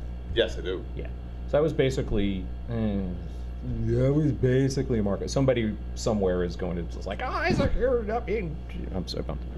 It's like, Isaac, you're being inspecific. I'm like, all right, this is a Markov chain. Where it's basically a generator that says this is the most likely response to this series of words, and it's very algorithmic, and you train it in a sort of way, but it is all based on keywords. So if you told Eliza is like, I've been having problems with money, and Eliza's like, oh, what were your problems with money? Is this a it triggers that word, and then you get the next thing. Right. It sees problems and goes back. Oh, sure. yeah. So that's ELIZA. Then after that, you wind up with Markov chains, and there's a hilarious website, which is I think it's called like Kernighan's Bible, or the KJB, Kernighan James Bible, or something like that. And they basically just trained this Markov chain on the New Testament, and no, it wasn't Kernighan. It was no, it was Canon. I forget. Anyway, computer science, notable. Yeah. It might have been Knuth, actually, now that I think about it. But it'll start like quoting something in Knuth, and then flip to another passage in like the book of Matthew, and then flip back to like Knuth talking about computer science. And it's because you get 3 words in a row, and then as you look in that Markov chain, it's like, well, I've got 2 sentences that have those 3 words. Which one should be the 4th word? In a Markov chain, you're like walking down the path, and you've got a 50-50 chance. You go, okay, let's do that. And then what's the most likely word after that? And so you work this thing out. And it comes up with like hilarious quotes. It's almost like a backward search tree. Yeah, it's the father, son, and the heap compiler or something like that. It's just like, because somewhere in Knuth he was talking about like the father and son algorithmic whatever. It's hilarious. You can find it online. There's like best quotes out of that. But that's earlier tech. With these large language models, they just have huge amounts of information that they're then feeding into the system. Very similarly to a Markov chain. Again, guys, don't hold me to this. Like, we can really talk about AI, but I'm trying to oversimplify here. And depending on, again, that sequence of words that you're going after, it is a very refined selection fan out of which is the next word you want to do. And so what these large language models are doing is they're taking like enormous amounts of text and effectively compressing them into this giant array of floating points for how to walk between the words. And it's more sophisticated than Markov, but it's still So it's legitimately a probability engine instead of a random result. Right. Yeah. And based on what you train it on, and based on how you sort of weight the input information, you can get useful results out of it. Right. You can prompt it with individual terms so that it like changes the way you look at the model and enter the model and navigate the model. And it's a very sophisticated thing. But are there concepts there that are being talked about? Well, probably not. Coco sign language, she understands I want a banana and is trying to communicate to you the concept of me, Coco, banana, thing I want. Help me out here. And, you help, right? And so she's like, all right, I've got these symbols that I can communicate that concept. So the concept came first, and then language is the way by which it is conveyed. Right. With these large language models, it's, I give you a prompt, run with it. Right. What falls out of this just drivel of everything on the internet we've ever given. It isn't a pain in your stomach making you yearn for a banana. Yeah. So any intelligence that these models are presenting is basically what at least one person, but probably several people, wrote at some point in the past that it ingested and is then able to sort of navigate its regurgitation mechanism out of. So that's okay. Yeah. Now, when you do that enough, by the way, Rich had a funny comment. He says, "Dog says, throw the ball." Exactly. Yeah, it's a ball, throw. It's like, okay, yeah. Yeah. But that dog thought about the ball. He didn't. It wasn't just that ball was likely to come after ball. Likely to come after the throw, which is what ChatGPT is kind of doing. It's just creating probabilities between. Yeah. If the concept of ball appears, it's not going to be swim, right? Right. It's going to be throw. It's going to be get. It's going to be set. It's going to be like there's a set of things that it could be. And then you sort of navigate your way down that path. In a Markov chain, there's a certain amount of randomization there. It's the earlier sort of version. Again, like, I know some AI researchers are just going to be like, Isaac, what are you doing? It's like, this doesn't work with me here, okay? All right, look. I'm doing a lot of hand I'm waving. heading in the right direction, even though I'm not exactly on the street. I'm doing a lot of hand waving here. But there's a potential there for AGI, right? Like, are we not language manipulators in our own head? Mm-hmm. Like, do you have an inner voice? Yeah, absolutely. And so you have these words. And for sure, people will filter. They will say something. Not everyone does it, and it's a problem for the people who don't, but some people will review what they're going to say in their head and go, no, I'm not saying that. That sounds terrible. That doesn't sound right. And they'll do it in a split second. They won't even realize they did it sometimes. Yeah. But they do it. I have a fairly frequent problem where my brain will re-edit itself as I'm typing or talking. So I'll repeat, like, I want to use this fun, sophisticated word, and then I'll type it, and then my brain will like revise itself, and it's like, I'm going to use the word slightly differently, and so I'll wind up with, like, you know, exactly something exactly because I want to say exactly, and it just okay, I see. I'm flipping the concept around in my head so much that, like, it just moves that word into a different position. Interesting. It's For some reason, listening to that story makes me feel like I've smoked pot. I don't know why. Yeah, it's a tell of mine, actually. You can figure out if I wrote a thing based on that, like, weird little problem. Excellent. Yeah. Maybe I shouldn't tell people that, because then they can start looking at stuff and say, I think You know, I think we're quickly reaching a space where tells are going to become the new social security numbers. Yeah, where finding things like that will actually become pretty easy. Well, it's also by data probably mining videos and stuff. But it's also probably going to become necessary to determine whether or not the artifact you're reading or watching or listening to was authentic or not. You know, we've got, well, the whole reason this show is live, and we're live right now. If you're watching this after the fact, this show is always live, and it's a reason. And the reason was because 5 years ago I was like, we're going into the deep fake land. We need to be. I want to be the last holdout, and being a live show makes you the last holdout, because not because you can't fake a live show, but because if someone's not sure if this is legitimate, they can literally jump into the comments and try to trip us up. Yeah. So, you know, we're here. Right. So I have an open attack vector to try to see if challenge. It's a challenge response. Yeah, to see if you can break the system. On the other hand, they've got VTubers now that are driven by GPT, and they respond to comments. Right. It's the combination of elements. Yeah. So in a year, that whole shtick may not work anymore. But right now it does. So right now it does. If you want to be sure you're not listening to AI, you can be pretty sure with this show. Yeah. So far. But it becomes interesting. Like, when do you know when does a large language model become an AGI? Like, is it possible? I don't know. Again, many humans. Incidentally, there are people who do not have an inner voice. Interesting. Yeah, I forget what it's called. I think it's like a vocalis, or some Latin term. But there are people who do not have an inner voice. Yeah. And when you talk to them, it's like, you know, they tend to think very visually. So at some point in their childhood, the expectation is that at some point in their childhood, they were primarily visual, not acoustic, or not language-based.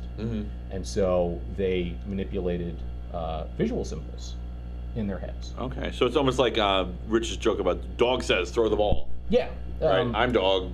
I want you to throw. There's a ball. Dog says throw a ball. Yeah, but when you were speaking earlier about, like, thinking about what you want to say and then editing it, rather than use voice, they would visualize the sentence as though they had written it or typed it, and then move the words around and then read it out loud. But in their head, they're working visually. So kind of like the Unabomber with magazine article letters. Evil. Okay. You got me there. Yeah. Clipping words out of magazines. But there are some people who have that. I really wish I remembered the term, because then people would search for it. But it's like 1 in 20, 1 in 100, something like that. There's Right. not very many people. Okay. Primarily, people have an internal voice, and they work with the internal voice. So I guess the question that people are asking now, and the thing that I think that's spooking people, is so much of our the things that the way we use to test each other, not just to see if we're human, but to see what kind of quality of human you are, is language. Sure. And we think on it so much, it's almost like, well, if when AI gets to become unbelievably good, will you be able to tell the difference, even if it isn't really thinking? And then if it isn't really thinking, but you can't tell the difference, I guess the real question is, if you can't tell the difference, is it actually intelligent? We just don't. Well, Are we just thinking? That goes back to the Turing language test, models? right? Right, are we just language models? I mean, there's lots of Right. people who won't pass the Turing test now. Yeah, this is true. Yeah. I've met a few of them. But it becomes, so when I think about a language model taking the Turing test, what I start to think about is you have an individual who's sitting in a room. I mean, are you familiar with how the Turing test actually works? Well, we filled the audience. I am, but Okay. I can do it if you want. Go for it. Oh yeah. So the way I that have one. You're doing a double blind on people, and you're trying to trick them into thinking and to not knowing the difference between whether they're talking to a human or a robot. And if you can sufficiently trick someone, I think there's a percentage Sure. of people into thinking that they're talking to a human, you've won the Turing Award, and you can move the percentage as time goes on. Yeah. And for a long time, nobody won anything, And but yes, there have been winners. It's not like a contest necessarily. It's Right. But it's interactive. Right. Like you said. Well, they something. made. I'm modernizing it. Sure. We turned it into Absolutely. a contest. Yeah, we but- literally turned it into a contest, and there's a But- Turing Award too, which has nothing to do with that. Yeah, that's a different story. But it's an interactive thing. So if I was doing a Turing test, I would either submit written challenges and then receive written responses from, say, you. Right. Or we would type into a terminal and Right. then get a response. And it's like random delay, so you don't get like the immediate feedback that you might get it from a computer as versus somebody who's type. Yeah. It's either regularized or randomized depending on how you do the thing. But when I start thinking about Right, because people could become essentially kind of like almost like hackers and start timing keystrokes subconsciously and go, right, that's not how people type. which is why I which think, is not the real test. Yeah, which is why I think the more rigorous Turing test is that you actually write down the physical thing and then you send it out, and then when you get a response from either computer or person, some human being will handwrite it on a slip of paper, and Right. then you don't know if it's a person or a computer. Ariel's like, most managers can't pass the Turing test. That's somewhat true. Yeah, no kidding. Senior managers, yeah. Senior managers especially. And this goes back to the Peter principle, which is another thing we talked about. Well, but also because they have a very narrow bandwidth with which they can operate and communicate and are safe. The parameters of their job are so narrow. There's so some of speak. Some of it's incompetence, and some of it's you have a specific. They have a limited dictionary of concepts that they can use that they're allowed to communicate use. with you. Yeah. It's not that they can't use them. They just. But when I envision doing a Turing test against a language model, what I see in my head is a room full of respondents. Mm-hmm. So if you train a language model on 10,000 texts, it's going to build the response based on those 10,000 texts that you've given the input for the challenge that generates the thing. Those were people. Those were thinking people who wrote blog posts, academic research papers, news articles. They were actual people who wrote things. And what this machine is doing is picking bits and pieces from all of those based. Parroting. Yes, but in a very algorithmic way. In a data, they're parroting, but in a data set, with data set quality, so mainly size, but also Sure. Maybe post processing that's not available to a parrot. Right, and so it looks very authentic. Yeah. Because you're basically like talking to person A, and then when person A can segue into person B, you just pick up theirs, and when person B can segue into persons D and E, you can do, and you just sort of meander through this model, And when you compare these models, like ChatGPT-2, ChatGPT-3, ChatGPT-4, you're talking about the number of nodes in this graph and how many values are associated with how it walks through. And the more you have, the more information you can sort of, quote unquote, store in this very weird compression. And that's the other debate that they're having in terms of copyright. Is like, is the model a unique thing, or is it just a really weird kind of compression algorithm where you've taken the internet and like squished it into this box with all of these little, you know, floating point numbers with the different layers of the thing, because all the information is there represented in a certain way. It's just that, you know, the word that comes after this word is like a 0.00124475 variant in this direction. Right. And that's kind of what compression, I mean, lossy compression algorithms do, is they take that information and they sort of like, you know, average it is good enough. Right. So one of the things that, what Isaac's talking about, and this is something that comes up at any data scale and any data quality, because it's always never enough if you really get down to it. I mean, I guess at some point it is, right? Oh, you can have 100% resolution. If you get 100% resolution, now if you get down to the physics, you know, you have 100% resolution. But you know, it's always a problem with conflation of data. You know, and you're trying to shove too many data points. I mean, this is, you know, real sciences and you know, throw spaghetti at the wall kind of tech top-down stuff alike.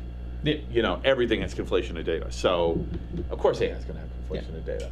Doesn't mean it's not good enough to fool us, which is why the Turing test is important.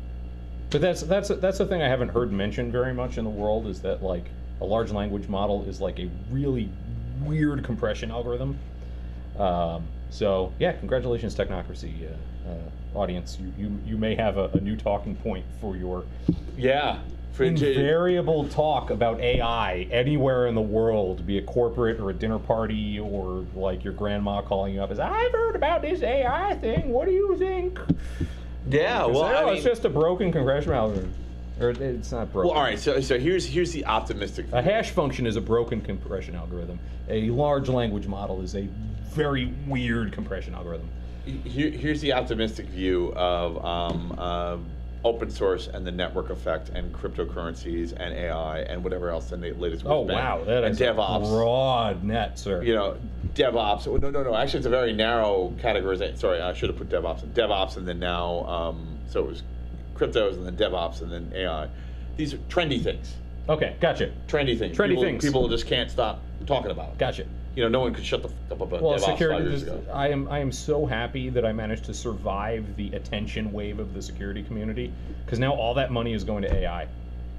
Yeah, okay. Like, so you're free to do a good job, and you don't have to like, be a dancing puppet like a huge number of quote unquote security professionals have disappeared, and they're now AI professionals. Yeah. Because they're just chasing that dollar. And maybe now's the time to break into security. So refreshing. You know, so refreshing. Get back to the old kind of brass tacks geeks. Yeah, no, it's refreshing. Like, oh, I'm an AI specialist. It's like, what the I think that was one of the things that was so great about open source in the early days, is that the quality, the interface and the quality of the brass tacks geeks, I think, has not been surpassed since. No. You could get access to people who were literally building the stuff that was going to change the world. Yeah. And it was no big deal. Yeah. And like, now and you've all got Red Hat, who decides they want to do something like I'm not going to go into cutting off all the. I'm not going to go into System D, but like, okay. You know, now you've got Red Hat. It's going to push System D down everybody's throats, and it's like, okay, great, but at least it's stuck behind a paywall now. Yeah, well, that's true. I guess they're solving it for us. Thanks.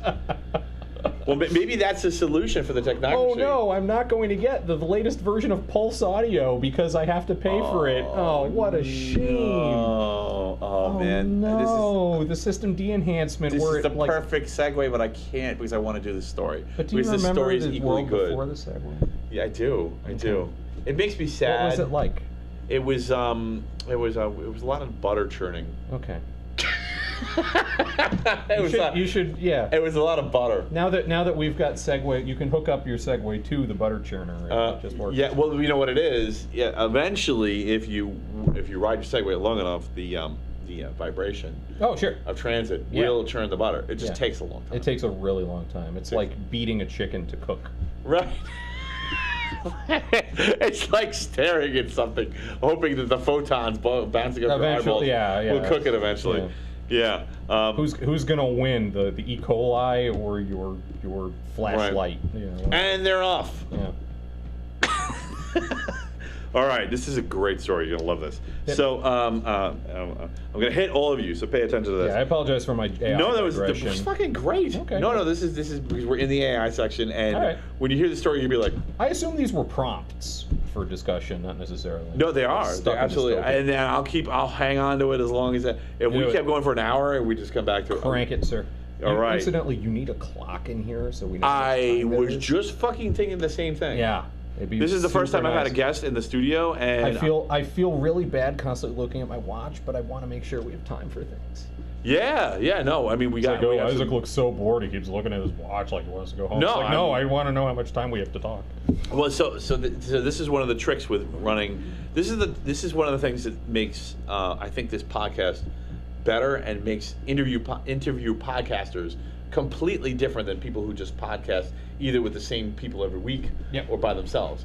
Is that you are a pro, so I don't have to read you as much, but I have to read my guest. Okay. And I'm a lot of practice actually, Oh, because I've been that's- doing you solo learn shows it. for a few months. Yeah. So I have to, and part of that's time, and part of that's the ums and the ahs. Part of that's, just comfort. Do they look like they need to go to the bathroom, or they look bored, or they're. Sure. I mean, like for me, I start slurring my words. Like 3 hours, 4 hours. One more wine, by the way. Oh yeah. Well, there's another reason I start slurring my words, but that's a fun reason. There's also a not fun reason why I start slurring Sure. my words. So but so the story is the Wall Street Journal. Before you dive in, can I throw a quick aside just to Sure, go for it, man. I the way we're sitting is very interesting. Like on the one hand, you're doing engineering things over there, so you have to generally face that direction. Yeah, what do you think? Is this good? Is this bad? I like it. The comment I have is like I'm just sort of naturally leaning in this general direction because there's a camera there, which I'm not used to. Mm-hmm. It's like inviting the viewer and the listener to come in. It's super nice. You like it? It's a good vibe. It's a different. I'm in, like you said very early on in the show. I'm used to radio. Right. It's like, here's my Electro voice. It's right here, and all I'm doing is talking straight into it, or somebody across the way, or something. I always wanted to keep this casual, and this is one of the reasons I always had the lapel Yeah, I mics. like it. Yeah. Before Well, this throws it a little, but this feels very radio. Yeah. It's also I'm like, it's over there. I want it to be in front of my face, but it's fine. It's picking up. right. This kind of mic has a Yeah, as long radius as that picks up fine. so it's like a cone of availability, Yeah. right? And if you go over here, you'll hear I'll get real quiet. Yeah. But But if we were doing like a straight up podcast, no camera, we'd be looking at one another, or you'd be off there, and I'd be just talking into the microphone and all the rest of it. So it's like, right. the fact that this is here and it's pointed in that direction. So, it's all right. interesting to me. It's the only reason I pointed out. No, but this is good. So there's a reason, and I mentioned this actually on the first show with you. Oh. And I think it's held up. How and long the reason, ago was that? 4 years almost. Wow. Like 3 You've years. been doing this a while, man. Yeah, I've been doing this a while, and it's funny because someone might be like, why are you doing this? And I'm going to say the same thing that I've always done. I've always said about this. I'm doing this because I love it. Yeah. I mean, I founded and I've been running the Long Island Linux Users Group, the LILUG, since the late 90s. You've been lugging it along. I've been lugging it along. We've been lugging along. It's a long ass time, and the reason I do it is the fireside chats. Sure. That's what this is supposed to be. Yeah, and it's This is a campfire chat, and I you know like what? I think this is in our genetics. It is. It You is. know. Sitting around the fire, talking old stories. I mean, and like if I things could you literally think. light a fire in here, I might do it, but Yeah. it would be a little hot. I might get in trouble. You get one of the- you get I one of those- apologize to the Freeport Co-works in advance. Yeah, you get one of those like fake candles that like has the little thing that flips because it's got a fan under it. I think I shtick coming here. This feels very fiery too. It does feel very fiery, right? Just I 3D know. printed. Oh, Yeah. that's so Yeah. cool. Yeah, I made it just for this, and I actually made Area 22 one too, so they have one too. That's nice. Yeah. Thank you. I don't want to get all meta on the show. No, but let's get meta. Yeah, it's Let's get meta, motherfucker. Oh, One of- what? Yeah, I think I mentioned it to you earlier when we were trying to avoid talking so that we'd have things to talk about on the show. Right. That's a thing before the show, by the way. If you ever come on my show and I don't talk to you until the cameras go on, it's not that I don't like you. It's just that I don't want to ruin. I want to have this experience, yeah. Yeah. But I've been fairly irritated with podcasts and YouTube shows and so forth because, particularly on YouTube, where the algorithm was driving people to like 10-minute programs because you'd get that additional ad revenue bump, and so they'd have 2 minutes worth of content, but they're stretching it to 10 minutes because they get that ad revenue bump. It's like the most important thing to me is time. Right. I've got 68 years on this earth. Like, I want to get learned. Thanks for reminding me, by the way. Yeah, no problem. I want to get learned. You did it to me earlier. I know, right? I want to get back on the motorcycle. But next time we're going to need a bowl full of Xanax to pull this up. Keep going. I want to get back on the motorcycle, but I'm so fragile. I'm just a Ziploc bag full of water and meat. In a way, our meat mix are what makes it great. You never fucking know, man. That's true. Anyway, you can lose the meat mech war. Yeah, no, but we're just Ziploc bags full of wet meat, and it's like, oh, I could puncture it. Anyway, in the 20s, I never thought about that. Oh God, I'm sprung a leak. Yeah, anyway, with wisdom comes like hesitation and anxiety. But like, I only have so many hours in my day that I can dedicate to consuming media of this type, and it's gotten so much better. Don't get me wrong. Like, broadcast media was always lowest common denominator, straight up entertainment, everything from the Three Stooges, but PBS had great little specials and so forth. Now the diversity of things that you can see is all over the place at whatever level you want to dive into, particularly in places like YouTube and Odyssey and so forth. Yeah. You can really go. It's encyclopedic. Yeah, like I want to learn about this today. And I want to be entertained by this today. It's encyclopedic on the entertainment side, absolutely. too. You can also, the YouTube algorithm can also like pigeonhole you. Yeah. Which is, so every so often I'll be like, okay, erase my watch history. And then you get exposed to all of the crap, and you're like, all right, I don't want to see that, I don't want to see that. And you can like re-refine stuff. But then you get the opportunity I just to had discover. that happen to me with Netflix, too. Yeah. You get the opportunity to discover things again because you're not getting like shoved into a niche. But the point of this is that, like, for the most part, I listen to podcasts on 2x, or 1.5 times speed, or 2x times speed. We're New Yorkers. We naturally figure this out at that kind of speed. Right. But I'm only willing to put so much time into learning a thing, except for formats like this, where it's like 2 hours, cool. Right. Couple of guys talking. We're all sitting around the fire. Yeah. Chatting about things, and it's relaxing, and it's exploratory, and it's talking. And there's about, good wine. And there's wine and coffee, and now you've got glasses for your next guests. Right. I assume it will probably be less alcoholic, but whatever. You got glasses. Right. No, nice. that's I think cool. they're nice glasses. I mean, honestly, I'd let people they're smoke in here if frosty. they could, but definitely not in this building. I got good cigars in the car. Oh, I'd love to, but yeah, no, it's definitely the building's definitely not smoking. Okay. So. Well, that'd be an interesting. Everything episode. in here is perfect except that. I wish I could smoke in here. the fire alarm goes off. That'd be it's still New York. An exciting episode of Technocrat. This ain't Texas. But this is a very long way of saying I like the format where you can just kind of sit and chat about something. And you know what? 2 hours, like sitting on the couch, listening to a couple of guys talk about the terrors of the world. Right. I can do that. I like this format. See, this is the thing that was magic about the parking lot talks, because that's where the real fireside chats happened. It wasn't in the meetings. It was after Lilac, yeah. Yeah. It was the people who were like, some people went because like, I need this for my career, or I need to meet someone, or I need to hear about this topic, or and those people go home. And there was the people like who wanted the vibe on the other people, and the advantage to that is, sometimes you got dirty secrets, like about how things really work. But it wasn't just that. It was that fireside chat vibe, and to see what makes people earnestly happy. Do you want to know how Red Hat started? Do you know how Red Hat started? I know how I could.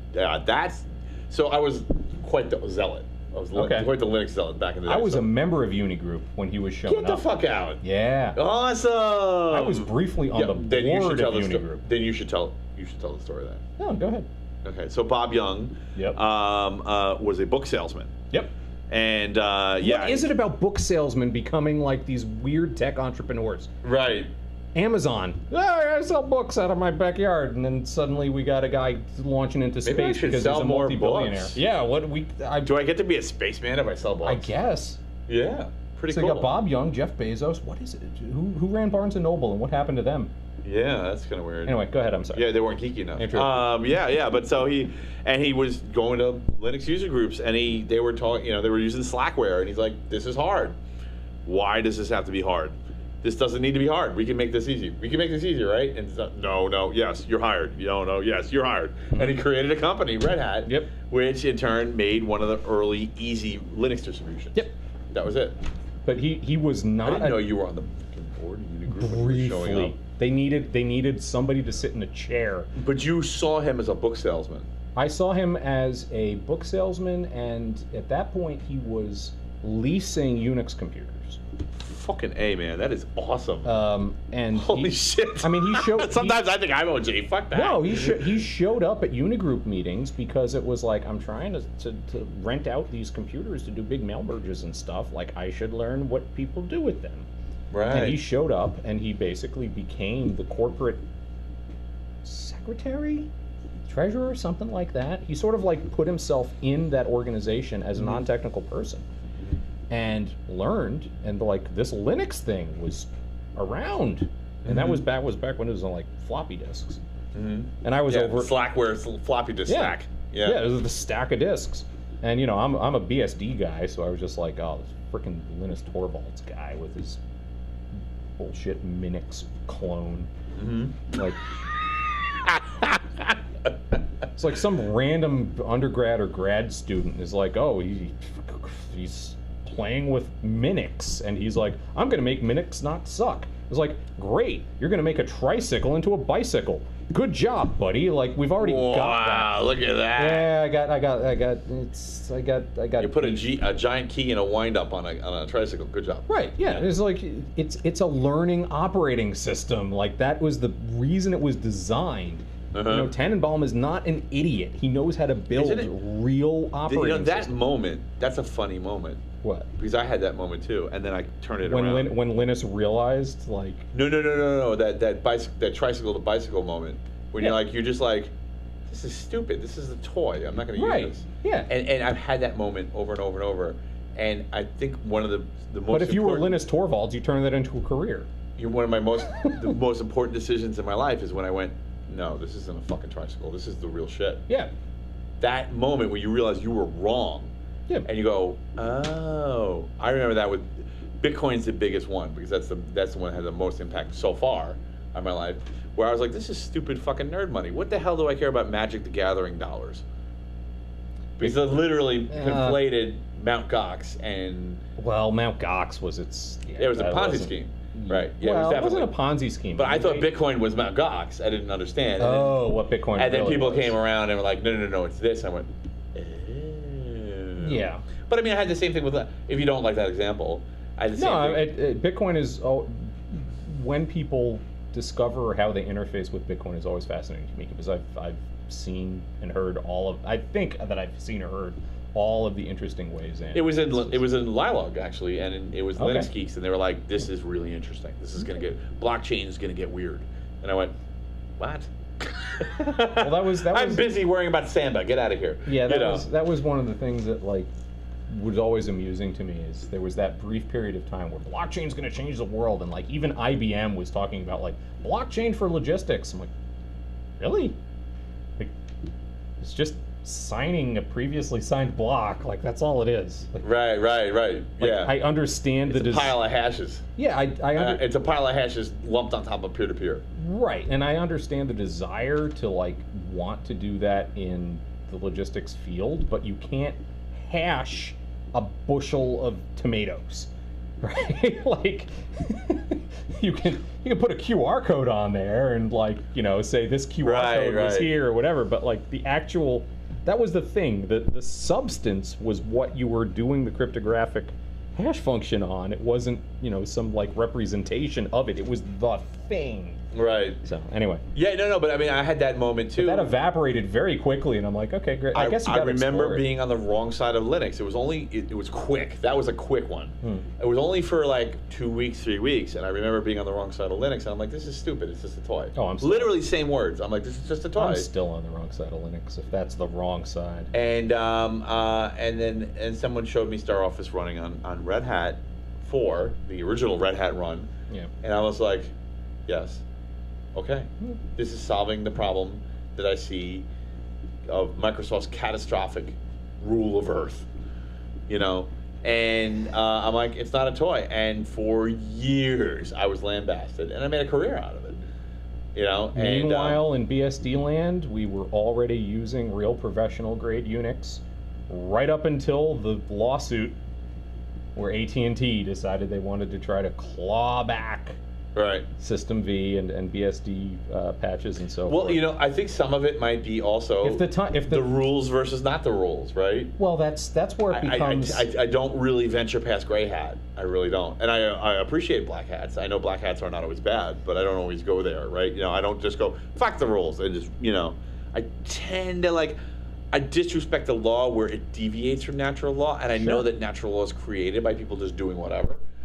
Like authentically, like in its purest form, but I'm like, well, that happens. How far can I go? That happens in copyright in waves, which is like very entertaining. Yeah. I think we're about to enter another piracy wave. Fuck yeah. Yeah. Oh, we're overdue, man. Well, I'm so sick of the walled garden. Get me out. Yeah, and that's the thing, right? Like the original piracy wave was, I really just want to have all of my music in one place. Please don't make me have to license all this crap. And it was, Napster and all the rest of that. I mean, I still have a huge pile, and it's specifically because of who I am. Because I was maybe it's time I give it up because nobody cares. But at one point, I think they did.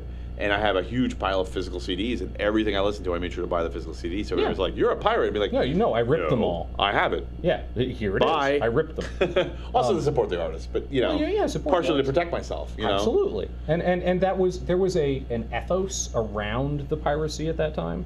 Yeah, there were assholes who were just trying to build huge archives, and they served a different purpose. Frankly, like we're also. And that's where archive.org sort of becomes an interesting question and talk about copyright and things. But there was that wave of piracy where it's just like, I just want to listen to good music. Like, why are you getting in the way? Like, this model is too slow, it's too old, you're not going fast enough to meet my needs. Right. And then as soon as they managed to meet your needs with iTunes and eventually Spotify and the whole 9 yards, music piracy went away. Amazing. Right? Must be a coincidence. Well, that's the thing. It became cheap and easy to listen to whatever you want, anytime you wanted, for a reasonable price, and met those needs, and industry showed up, and it was great. Yeah. And now there really isn't music piracy. Yeah, you can pop on, the Pirate Bay and grab some FLAC version of an album, but who does that anymore? There's no reason to. Just get a Spotify account, you're done. Yeah. Right? Yeah. Now we've entered, and then we had movies and TV shows. Okay. And then suddenly Netflix has streaming because we've met that need of I want to see what I want to see today. I don't want to have to go to the Blockbuster interestingly, or wait for it to come in the mail. And that, unlike in a way the companies usually don't do, that was an introspective journey. Yeah, it was. And they went, what are we fucking doing? Why are we mailing DVDs? But they also had the perspective of going through that piracy wave of Napster and so forth. Yeah, yeah. And it was before the internet could really have streaming in any real sense. I mean, I remember the Real Audio days. Yeah. Yeah, me too. Yeah, I have a fun story about CDNs and a rubber chicken if you want to end on that. Oh, geez, we're at 2 hours. Yeah. No, we gotta end. We haven't even. Well, no. I mean, if you are we still in the dystopia report? We're still in the dystopia report. Yes. We can go to 3 hours if you want. I mean, I usually do go to 3 hours with my guests, but. Oh, it's your show, dude. Yeah, man. Let's go 3 hours. I remember 2 hours. I'm comfortable. Okay. Yeah, it was 3. It was 3. Okay. But we can go to 3.5. We can go to 2.5. If you're done to say, dude, I need to pee, and well, I'm good. All right. I'll I will talk until you throw me out that door. Nice. Which you guys can't. Oh well, there's plenty to do. So you're only seeing half of this room. That Bob Young story was worth the price of admission right there. I'll tell you the rubber chicken CDN story. Yeah. That's a good one too. Go for it. Well, I want to end on it. That's a good one. All right, well, we'll end it. I'll remind you the rubber chicken at the rubber end. chicken science. When you look tired, I'll be like, rubber chicken. It's a 5 or 10 minute thing. All right, cool. It's your show. Like, figure out how Yeah, long yeah, you no, want no, it. no, it's good. It's good. I like that. So Ariel actually said, remember Skull Unix. Yeah, I know we remember Skull. Nobody wants to remember Skull Unix. But this one was interesting. Still lives. She says, I used OpenBSD and liked it. Woo! And think about using it in a small business to keep stuff like that. Now, wait, before you talk, I want to say something. Fine. As a professional admin who's been in the industry, all right, so there is something very specific that companies avoided this for. And it isn't anything against the BSDs, but it specifically has to do with BSDs and Gentoo Linux, which is that... Oh, and Gentoo, okay. Yeah, so when you compile shit from source, you're entering a potential world of hurt. I'm not saying it's going to hurt every time, but the problem is as you start compiling things to your custom needs, A, portability is lost, and B, you're increasing the amount of time it takes to patch. Remember, some patches are 0-day patches. Usually binary patching, if it's done on a quarterly basis, takes typically 5 minutes, right? But if you're compiling things from source, it can take hours. So if you have advanced persistent threats, they can walk through the door. Also, there's a labor cost involved, and that labor is offset to the distribution companies. Now, that doesn't mean that they can't jack you like Red Hat just did to all of its source RPM customers. Yeah. But, so there are risks there too. But generally compiling speaking, BSDs. the industry very, very largely has picked binary distributions as the way to go unless you can justify otherwise. Go, Isaac, beat me up. No, nobody's compiling BSDs. Okay. If you're talking about application binaries, that's another story. Mm-hmm. Because I'm talking to go into ports and type and make source. Okay, well that's right. So application binaries, right? So each of the so there's 3 BSDs. Right. We'll start with them in order as they appeared. Mm-hmm. I mean, there's the actual like 4.4 Lite and that whole sequence of BSD. So, for those of you unfamiliar with the history of Unix, if you go way back, so when AT&T and Bell Labs were releasing Unix as a thing, you would buy a license to it and you'd get the source code for Unix because you ran it on your 3B2 or whatever machine you were running on, your PDP or whatever it happened to be. And the guys in Berkeley, there's enough. The guys in Berkeley keep going. Did a lot of patching to the Unix source code, and it got to be to the point, what kind of a host are you? Oh my goodness, you're right. You pushed it forward, and I ignored you. I am so rude. Sorry, I don't want to shock it. You get the last of it. Look I at get that. the last. Yeah. Okay, that's fine. Okay. Well, you get the glasses. Just remember, Right. You're a host here. Yes, right. And Anyway. we pounded back a bottle of wine, so we mean business. We mean that. We're Cheers. going on to 3 hours. Yeah. So Yeah. Cheers. to your new studio. Thank you, sir. So they had a whole bunch of patches associated with this, and over time there was basically a divergence between the quote-unquote official AT&T Unix, which went down the System 5 route, or eventually arrived at System V, and then the BSD Unix, which had a different sort of genesis. And so in the 90s, there was an issue with a lawsuit, but let's forget about that for the moment. When it came to the open source BSD operating system that you as just some random guy could run, what you probably got was Bill Jolitz's 386 BSD, downloaded from CompOS BSD Usenet group. Okay. Okay? Or CompOS Unix as well, which is incidentally where I was like watching Linus Torvalds discover Unix via Minix. And he'd be like, I fixed the floppy driver. It's like, dude, like, you're playing with a toy. We've had perfectly competent floppy drivers for 20 years. What are you doing? You can find old, like, Usenet posts from me just, like, lambasting Linus. That's great. For, like, being some kid at a university is like. That's exactly what he was. He was literally a kid, an undergraduate kid in his freshman year. Use the real thing. Like you're improving a toy into becoming something that isn't even like you can. Well, his own words, $300 for Solaris. He didn't want to do it. Right, but that's like, the only thing that Linux exists. But it was Sun OS. Like here's 386 BSD. Just use it anyway. So Bill Jolitz sort of ported BSD to the 386 processor, and then everybody kept patching it. And Bill was not a very good maintainer, and so you would grab 386 BSD, and then you would grab the net of patches that you would lay on top of 386 BSD. Do you see where this is going? Yeah. So then you wind up with NetBSD, where it was just, why don't we just give you all of them because it's BSD licensed source code? Like, here it is. And so it was a quasi fork from 386 BSD to NetBSD because Bill just hadn't released anything in a while. Right. So NetBSD existed, and it was on a 386 processor. I remember. And then everybody like ran around and ported it to Alpha. They ported it to MIPS. They ported it to all kinds of fun architectures. Right. Because I ported it to a salad fork. You know. Yeah. There was literally a NetBSD toaster for a while. Look at Google for NetBSD toaster. You can find it. Nice. At a certain point during the evolution, a bunch of the 386 guys, which had then gone to 486 and other processor architectures and that, basically 486 BSD, were contributing patches that were specifically targeted to the x86 processor set. Once you have all of these ports for like RISC processors and Motorola 68000s and MIPSs and alphas, and it's like, well, great, you guys wrote a thing that is for this one architecture.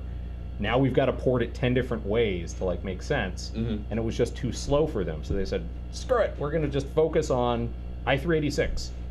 And then FreeBSD was born, which let them like forget all these other ports. We don't care. This is the processor architecture we care about. And FreeBSD just like motored with that. And at some point down the road, they said, oh, I guess we could port it to like MIPS and Alpha, I guess.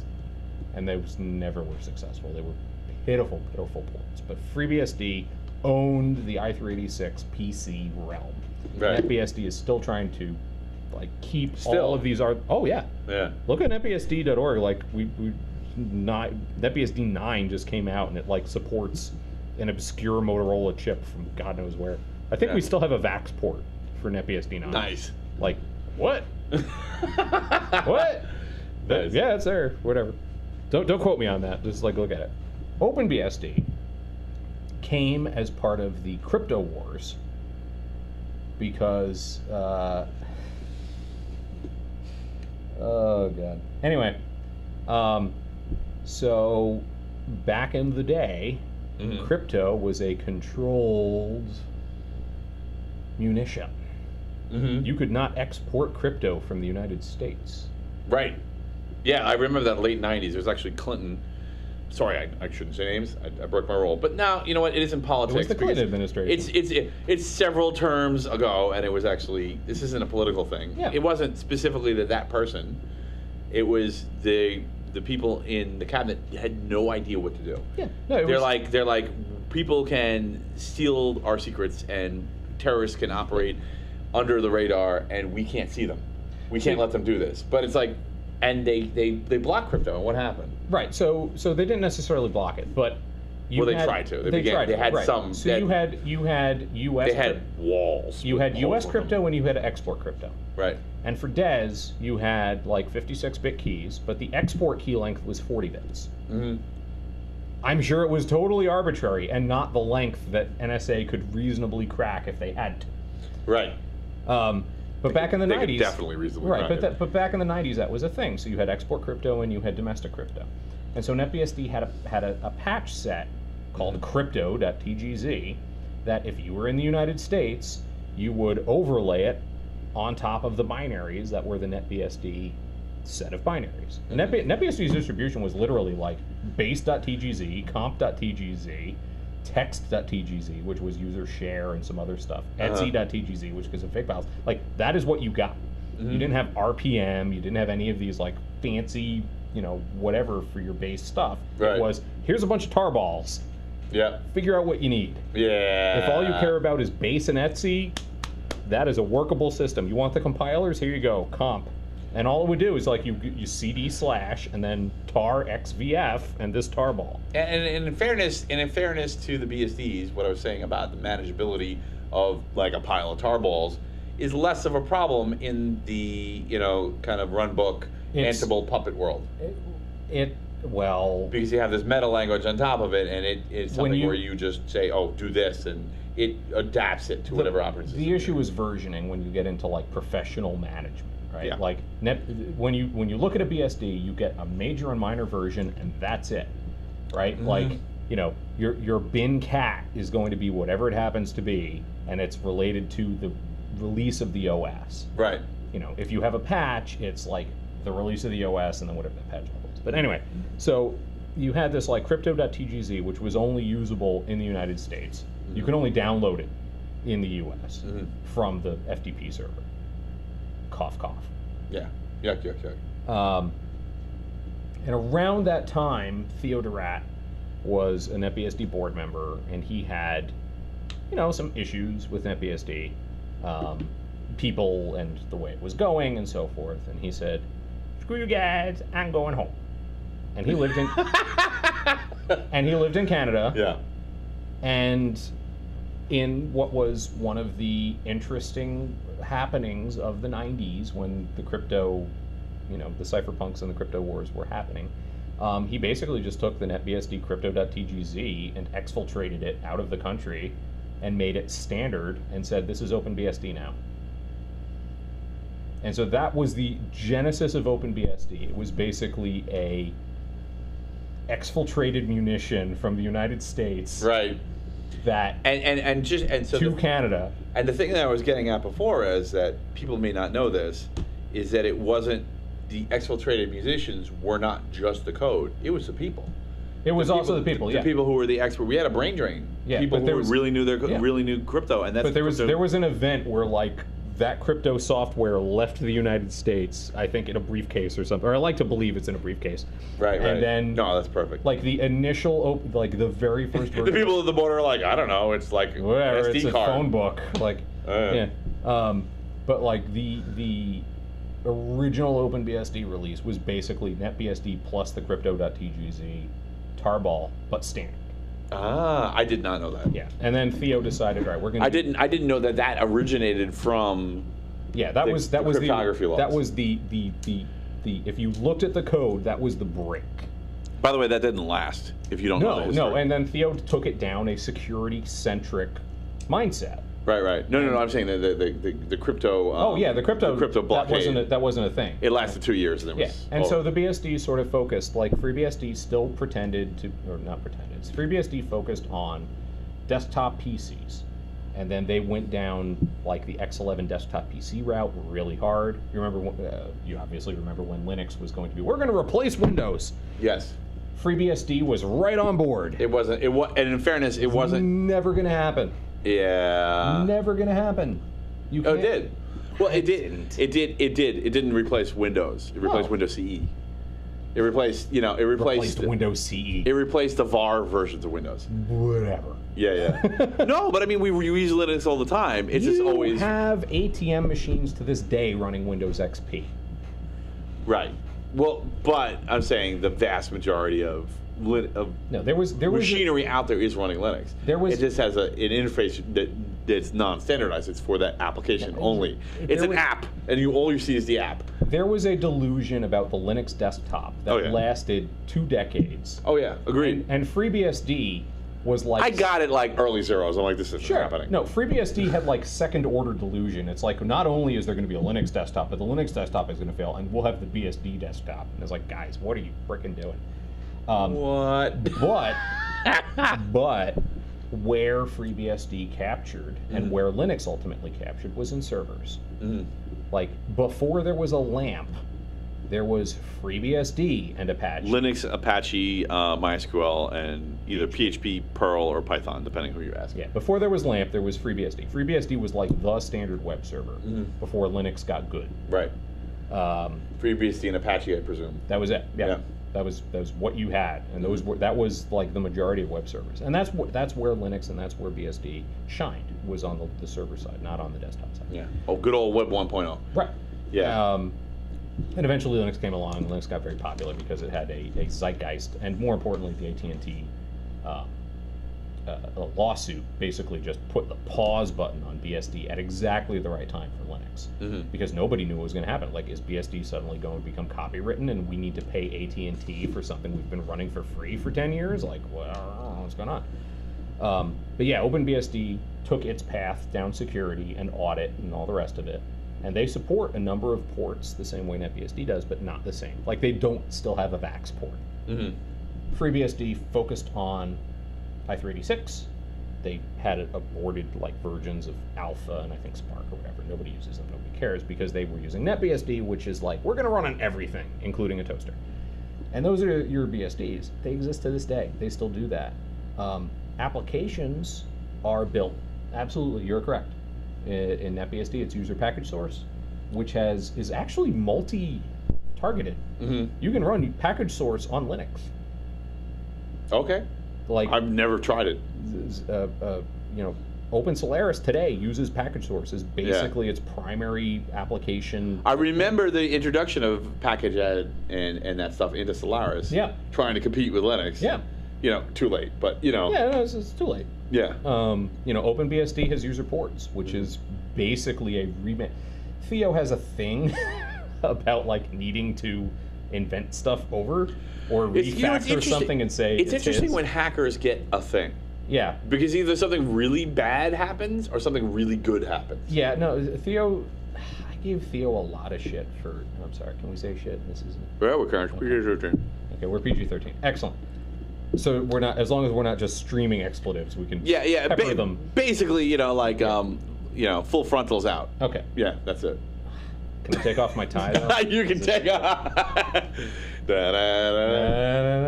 Nobody wants that. Ariel said the CDs were hidden under the spare tire in the trunk, by the way. Yeah. The export. To get across the border to Canada. Yeah. Yeah, that sounds right.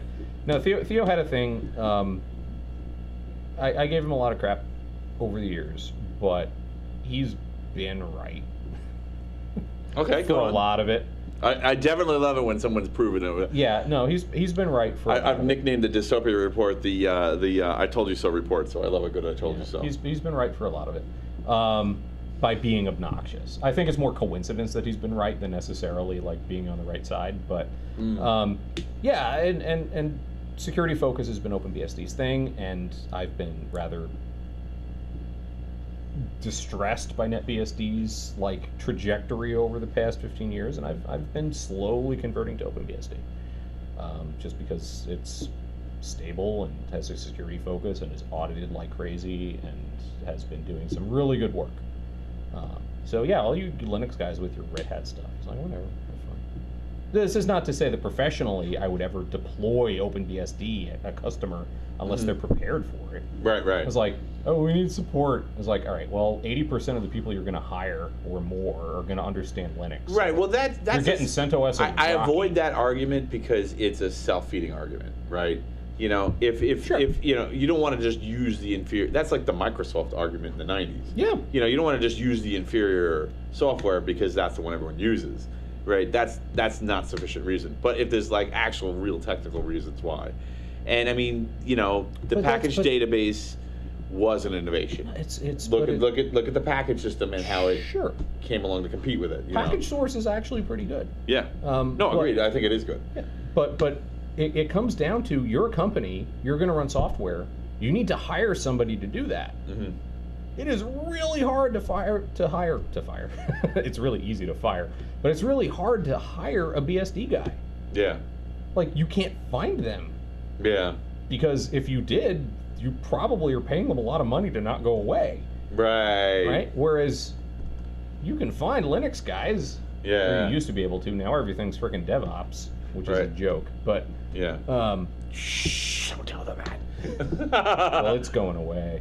Yeah. Oh, DevOps is dying. Okay, interesting. The cloud is going away. Oh yeah, agreed. The cloud is going away.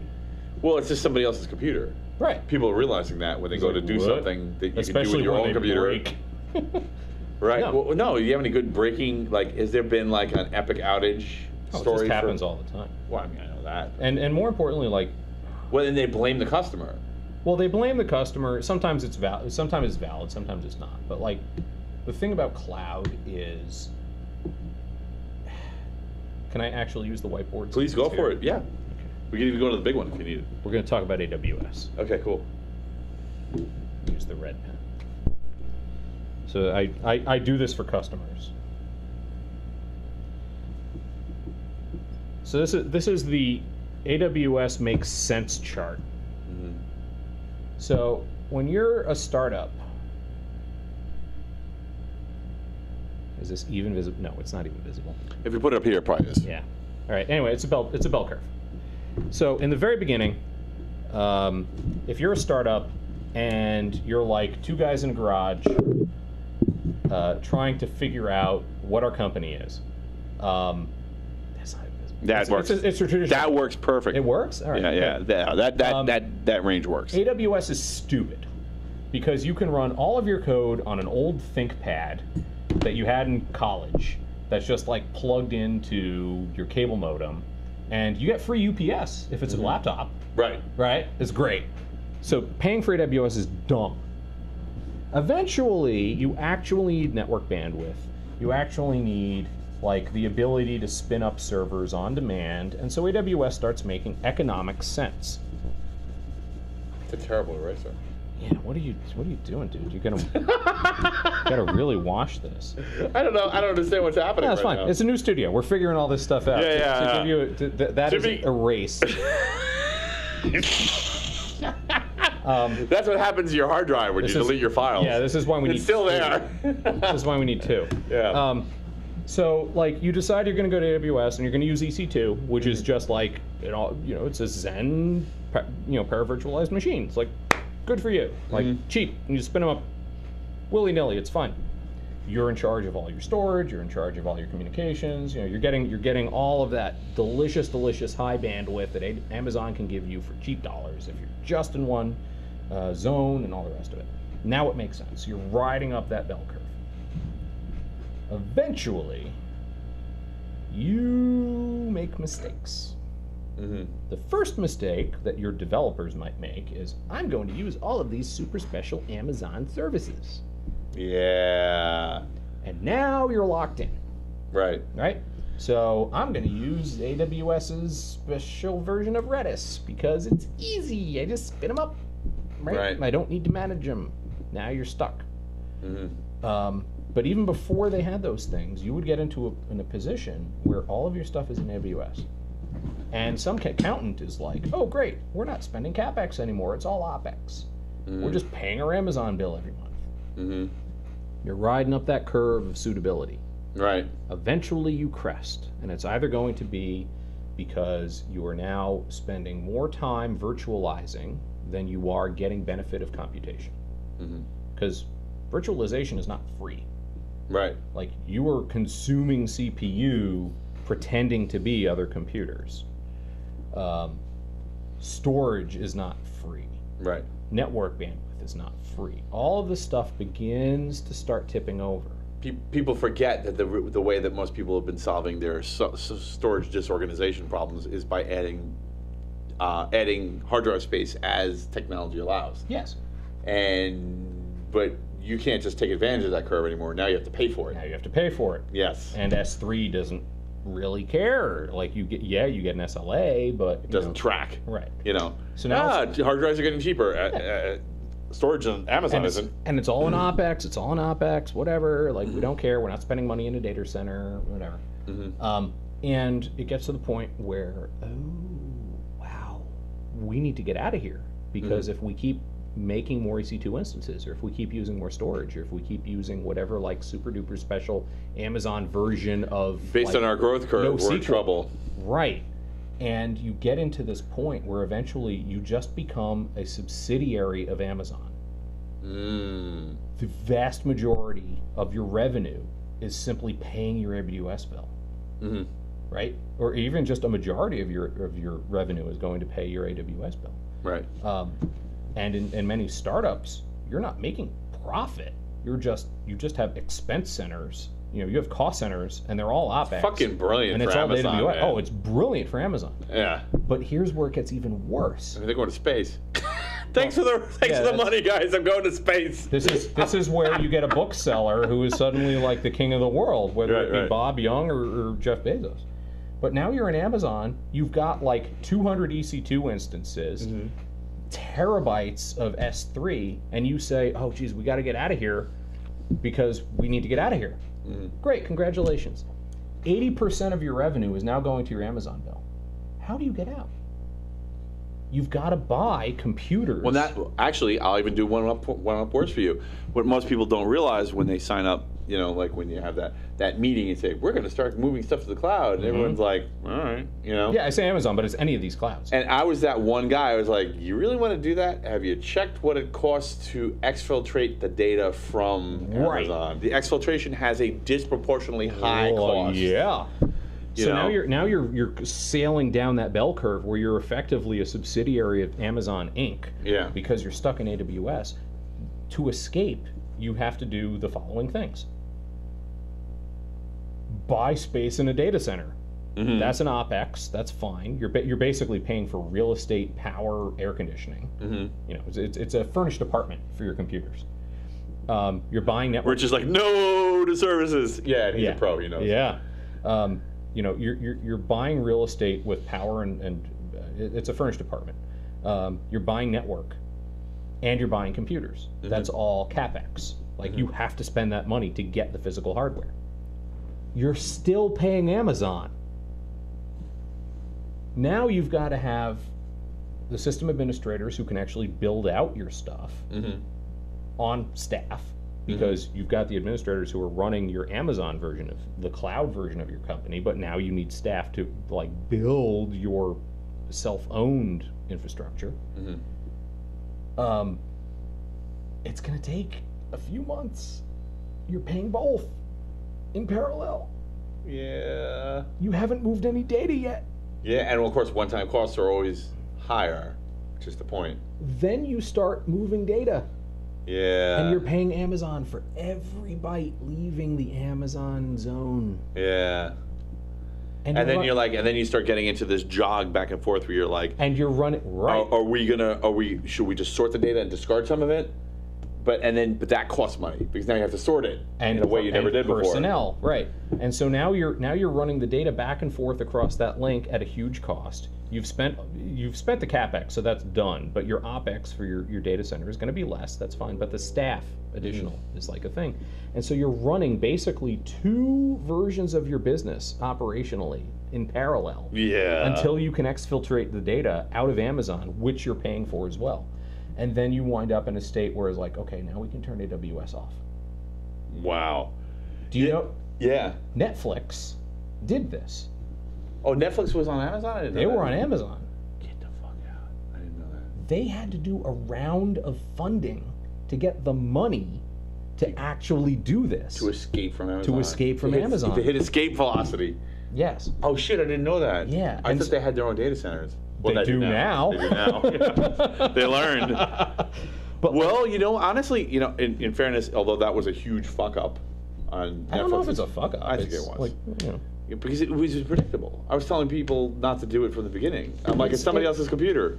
What are you doing? It's so seductive, right? Like, hey, just spin up instances. I mean, it makes sense for startups because the thing about startups are kind of scorched earth, right? Well, for small startups, it doesn't make sense because, again, you can do it on your cable modem on a laptop. Right. It's when you have to scale that having that opportunity can do that. Because the thing is sometimes the horizon of startups are so fast. Sure. It's faster than the OpEx. Yeah. Right. You're just ramping up so fast. You're like, it's just quicker to do this. And look, we got funding. Oh, look, we're sold. Bye. It's a great environment to do that in. But if you fall for the traps, if you do the special Amazon versions of Hadoop, you're gonna get screwed. If you're not just doing EC2 instances, you're gonna get screwed. If you have a huge data set, you're gonna get screwed.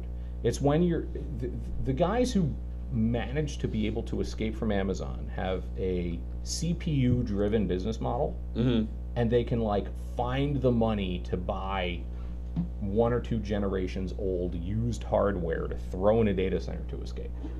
Right. They don't have much data. They can run synchronously for a quarter of double OpEx in order to do the exfiltration, and then they can just turn off their AWS. And you ever seen that GIF of like the panda? It's the classic, you know, cool guy throw the cigarette back to light the giant explosion of the warehouse button. Oh, okay, all right, right. It's like you just walk away from Amazon with like, and you don't look back, and you keep going, and it's all gone. It's just chaos. It's gone. No one cares. Right. Right. Slow-mo walk. Yeah, and Hashtag slow-mo walk. Yeah. No, it's beautiful when you can do it. What is interesting? Rich said I had 100K in computers with 2K per month and data center fees, and 800 per month in AWS. Only 8 instances. Holy cow! Yeah. I mean, you know, like that might be that sweet spot in the bell curve where it like makes sense to just not run your own data center. Right. Well, again, I agree with you. It's just CPU driven. That's the case. It's just so when scientists are like, "Hey, I need to run a simulation," it's a one-time thing. Sure. Yeah. And again, startups. You know, we're doing a thing that's we just need a bunch of computers really fast to prove a concept. Just do it. And proof of concepts, prototypes, great. Super scale for These a prototypes week and then inherently have a horizon. Right. And you super scale for a week and then you leave. But if you're going to operate your business out of that, especially if it's data intensive, you have become a subsidiary of Amazon Inc. Yeah. You are Jeff Bezos' employee because all of your revenue is going to pay your Amazon bill. Right. And you have to live with their security and uptime decisions too. Sure. Because, of course, again, if anything, like if Virginia goes down, well, you should have been in another zone. Oh, does that happen? Yeah. Yeah, I guess it does. Yeah, it does. So now, It totally does. so now you've got to be. And if you're in 2 zones, you should have been in 3 zones. That's what they say. But if you're in 2 zones, you're paying to ship the data back and forth between the 2 zones. I hope you're not data intensive. Yeah. Oops. So again, like that bell curve is important, and you have to. It's like a trap for people who don't really understand the computer business models. Yeah. It really is. Computer bots. Now, if you're CPU based, you can ride that curve like a roller coaster and really benefit. If you're data based, no pun intended. Oh yeah, like I could get out in a day. Yeah, you get out in a day, right? Like it's just I've got a gig of data, like whatever. Yeah. I back it up to my mattress, you know. Yeah.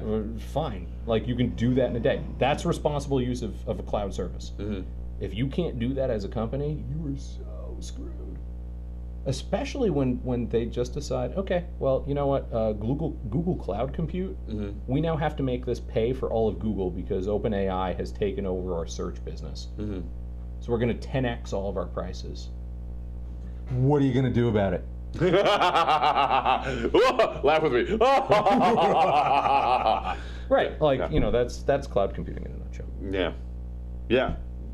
You know, did you know we're still in the dystopia report? Thank you for letting me unload. You know what? Honestly, that is a graduate level class in why to not fucking do cloud.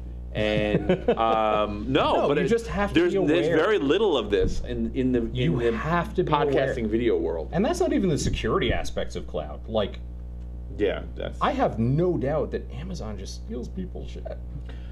Well, security. You have security, and then you have security theater. You have, hey, we've been told to worry about this, so we have to be compliant. And then there's, oh my God, there's real fucking consequences. No, they run the computers.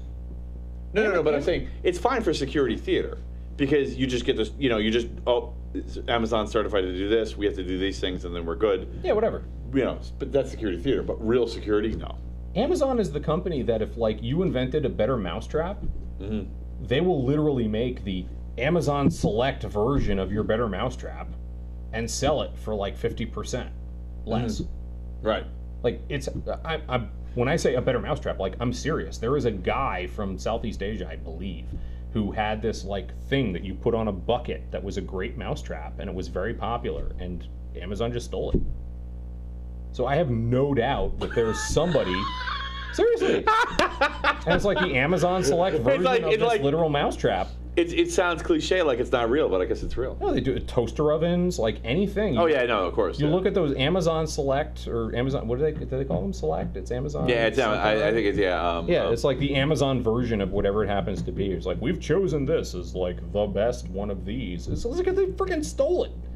Yeah. They optimized it. They don't have to pay for the R&D. They don't have to do whatever. They cheap out on the prices. They find some contractor to mix and match. Rich is a fan of the product too. He said it was a log wheel and it works great. Yeah. Whatever.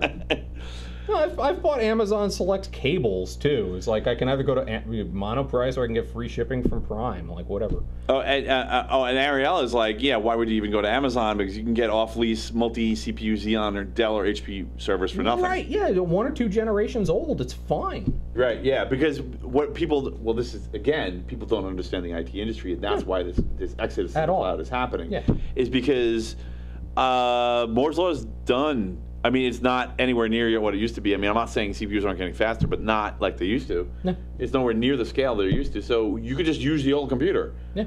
It'll be fine. Here's the other question. I was like, how much computer do you need? Mm-hmm. At what point do you just take all of your programmers and smack them upside the head and said, CPU cycles matter. Write better code. Yeah. Yeah. I know you love JavaScript. Start writing C or Rust or Go or something that actually compiles, because if you can't figure that out in 6 months, you are beaten feet. Yeah. Cycles matter. Yeah. We can't screw around anymore. Right. This stuff is expensive. Right. Well, because you know what it is, because calories are getting more expensive. Yeah. However you measure them. Yeah, no, it's calories are going up, so CPU cycles are going up. It used to be you just get more CPU cycles for free, but that's the Moore's Law thing too. It's over. It's done. We're now at a density situation for compute, where we can't make the dies do more. We just need more dies. Or bigger CPUs. We now have. He's talking about cores, if you don't know. I'm sorry. No, it's fine. Yeah. I mean, we're you used to a CPU is say 2 inches by 2 inches. Right. Because the imperial system is the superior system. It used to be But your 2 inches by 2 inches of 486 got you so many flops. You want to talk flops because Linux always liked to talk about flops for no apparent reason. Okay. And so did the supercomputer. Well, it became a shtick, in fairness. No, I mean, it was a supercomputer thing, and then because Linus is basically a college undergrad who decided to become famous, flops. Oh, it's all about flops. Whatever, fine. You can only get so many flops out of this 2 by 2 inch die at whatever nanometer scale. I think it was even micrometers in the very early days for 46s. And then you went Pentiums, and then you went whatever. We kept pushing the clock cycles up to gigahertz, and now we're at 3.2 gigahertz, and that's it. We can't go any faster because it takes too many volts. And now it's okay. We got to make the transistors tinier and tinier and tinier. We can't make the transistors really tiny anymore. It's we're counting atoms. In our transistors, right? That's it. Yeah. We've surpassed all the wavelengths. We used the last wave, people. We're done with the wavelengths. Yeah. We're at X-rays now. We can't lithography our way out of this anymore. So you've got so much computer that can exist in this 2 inch by 2 inch square. So you've got to go physically larger. Either you've got multiple processors, which are composed of huge numbers of cores, which is where we went. Mm-hmm. We've got dual processor, quad processor, 8 processors, each of which has 16 cores or whatever it is. But they can't, they are moved in space, and we've got physics that gets in the way of that. Mm-hmm. You're basically building clusters on motherboards. Mm-hmm. So Ariel actually said something smart about this, and she said back to C or C++ and forget about Python. Yes and no. There's actually a Python compiler which was successful at making things more efficient than their equivalent C programs. Yeah, it can be done. Computers are really smart at how to. All right, so compilers are written by people, and really smart people can make compilers turn out really good. Assembly and machine code. Right. So you can get there. I at one point in my life was challenged to make the cell processor do good stuff. Okay. So the cell. What was the reward for said challenge? It was just a thing that people wanted to pay me to investigate. Okay. So I took money. Groovy. And I investigated. You know what? I'm a fan of money. Money is good. Money's good. Yeah. It buys me food and light. Nom nom. Yeah. And calories. Well, I mean, between the food and the light, yeah. Yeah, pretty much. Also heat. It's all about the calories. Also heat. Although I sort of moved to the south, so heat is less of an issue. Right. Now it's cooling. Right, now it's cooling. I need to take that entropy and reduce it. Right. So that I can sleep. So really, life's about managing entropy. It kind of is. Yeah. Anyway. Sorry, I diverged. So the cell processor is this really weird thing that came out between IBM and I believe Sony. Yeah. There were a bunch. It's one of those like weird development sagas where you had a whole bunch of companies that were involved, and then many of these companies realized, oh God, this is terrible, and they leave. Until you wind up with like the last two companies that do the thing, which is invariably HP and Intel, because they're just dumb. But in this, they just keep going, even when it's not advisable. No, it's like Itanium had like 8 companies associated with it until it was realized this is terrible, and then it was just HP and Intel, and then like Itanium just sunk. Anyway, so if HP or Intel ever build a boat, don't board it. Or an airplane, like never get on it. But well, you could get on. Well, the problem is if it might not sink, but it might be because it's actually an oil platform. Right. It doesn't go anywhere. This boat is going very slowly. Whatever. But it's sturdy. But that's not the point. It's great. Like as long as you live entirely in I that don't know why I ecosystem, said that. you're It feels fine. right. No, it's good. I like it. Anyway, so the cell processor was like IBM and I think Sony, and it was in the PS3. Yeah.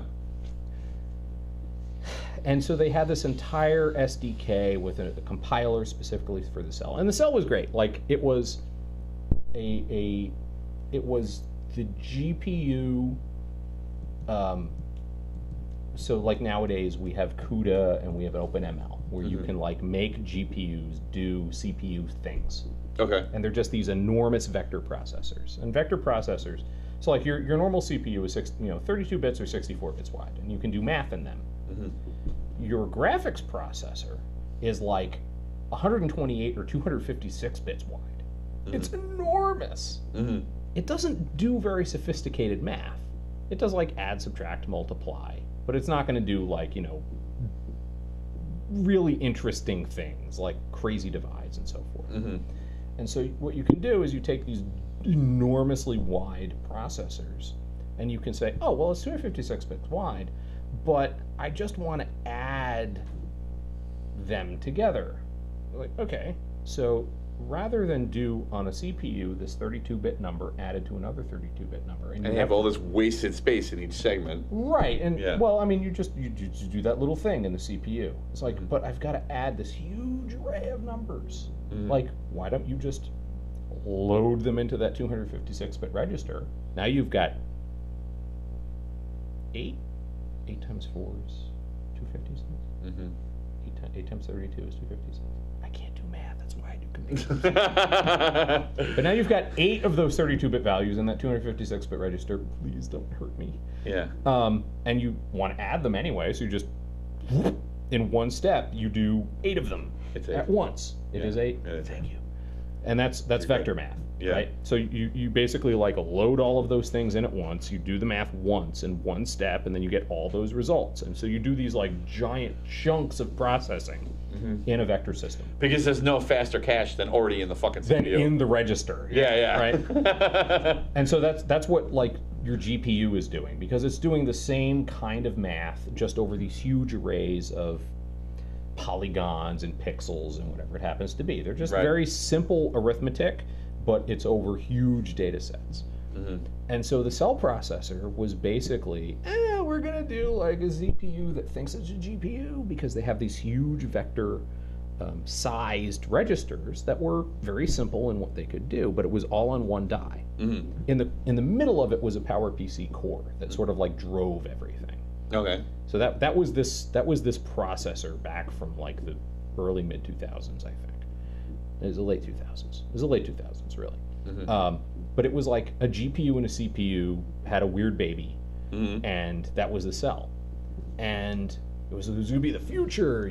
We just got off of the transmeta, like it was the future, dynamic code and whatever. No, now it's the future. See, GPU and CPU together.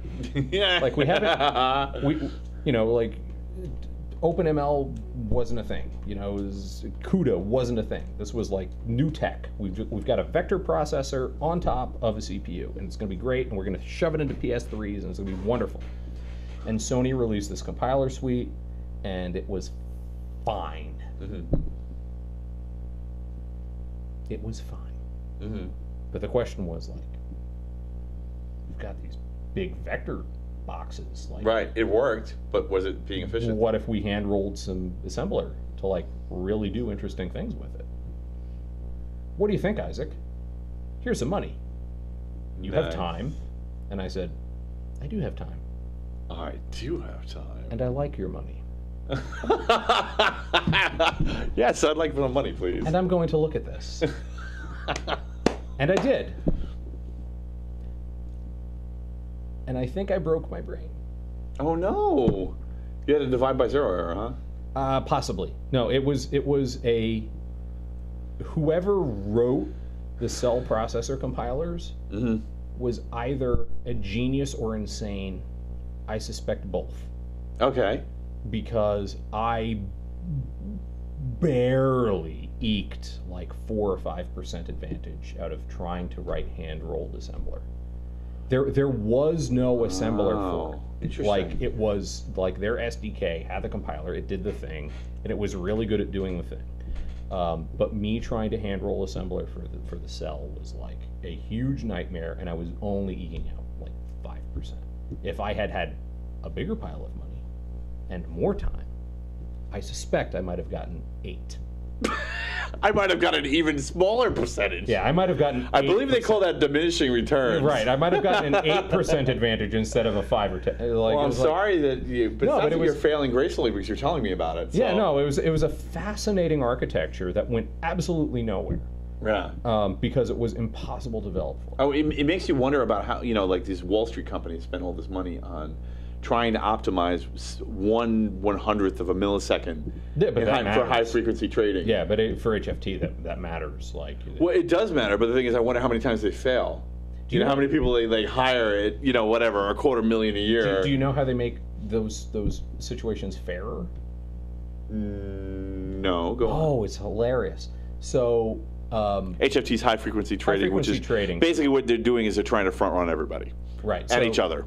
Yeah, so if you know that somebody is buying a stock at like $100, and that stock is available on the exchange for $100, and you are a high frequency trader, and you have better access to the exchange, you can go and buy it for $100, thereby increasing the price to $101, so that by the time the other guy shows up, the price is now $101, and you get that dollar premium. It's not $1; it's usually like a penny or a half a penny. Or something Right. ridiculous. But you just need to do it a million times. Then it's real Right, money. and it adds up.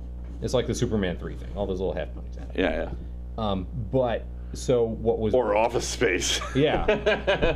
But what wound up happening was early on, people would spend like ridiculous amounts of money to get physically closer to the exchange machines.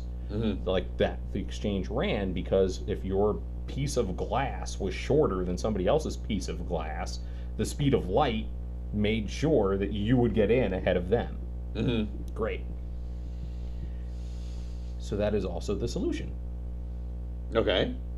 There are, I know at Amex, very likely NICE and some of the other exchanges, literally barrels full of fiber optic cable looped around. Oh, okay. I see. They handicap them. Yeah. Nice. So if you're a trader that's 100 miles away, you go through a piece of glass that's 100 miles long, which means you can only show up n many nanoseconds / milliseconds into the future. If you are 10 miles away, you are 10 times faster at doing this. Well, what if, in those 10 miles, I throw a 55-gallon drum full of 90 miles of looped fiber optic cable to make sure you are 100 miles away, because you enter and you go, and then you connect. And now it's even. Seems like there's good It is money in splicing the cables in the barrels. Yes. If you can figure out how to do it. Or you can get past it. Seems like that'd be like the most boring heist movie. Someone just comes in, opens the barrel, and just click. Yeah, right. Click. But I mean but it was like, well, how do we do this? How do we systematically delay some of these traders so that's an even playing field? It's like, just screw it, just buy a bunch of cable and put it in a loop and like whatever. And now it's even. Nice. It's like a beautiful, beautiful physics response to a policy issue. So I have a question for you. Yes. I'm trying to figure this out. We've got 10 minutes left. How did you get in here? I walked through the door. Oh, you walked through this door, but the other door is locked. How'd you get in here? Oh, somebody was leaving. I didn't leave. Okay. I was gonna say I didn't let you in. So No. I just wanted you to know he let himself in. I do that all the time, though. It freaks people out. I can love it. It's perfect. It really. I didn't want to like let it go and not talk really about it. freaks people out. Like, I'll have a customer meeting or something, and I'll just show up in their conference room, and they're like, "How did you get in here?" It's like, whatever, it's trade secret. Yeah. Like, you invited me. Whatever. That's all that needs to it's like happen. should You I invited leave? me. Magic. Should I? I'm leave? here. Yeah. It's just a thing I do. Isaac will show up one way or the other. Maybe in a way you don't expect if you invite him. Yeah. Yeah. Lock sport is fun. That was really great. Yeah. What was the thing we were going to Rubber talk chicken. about before I left? The rubber chicken. Okay. I remember. So here is a fun story. Tell us about the rubber chicken. Back in the heady days of the late 90s. Do you have any more questions on the thing?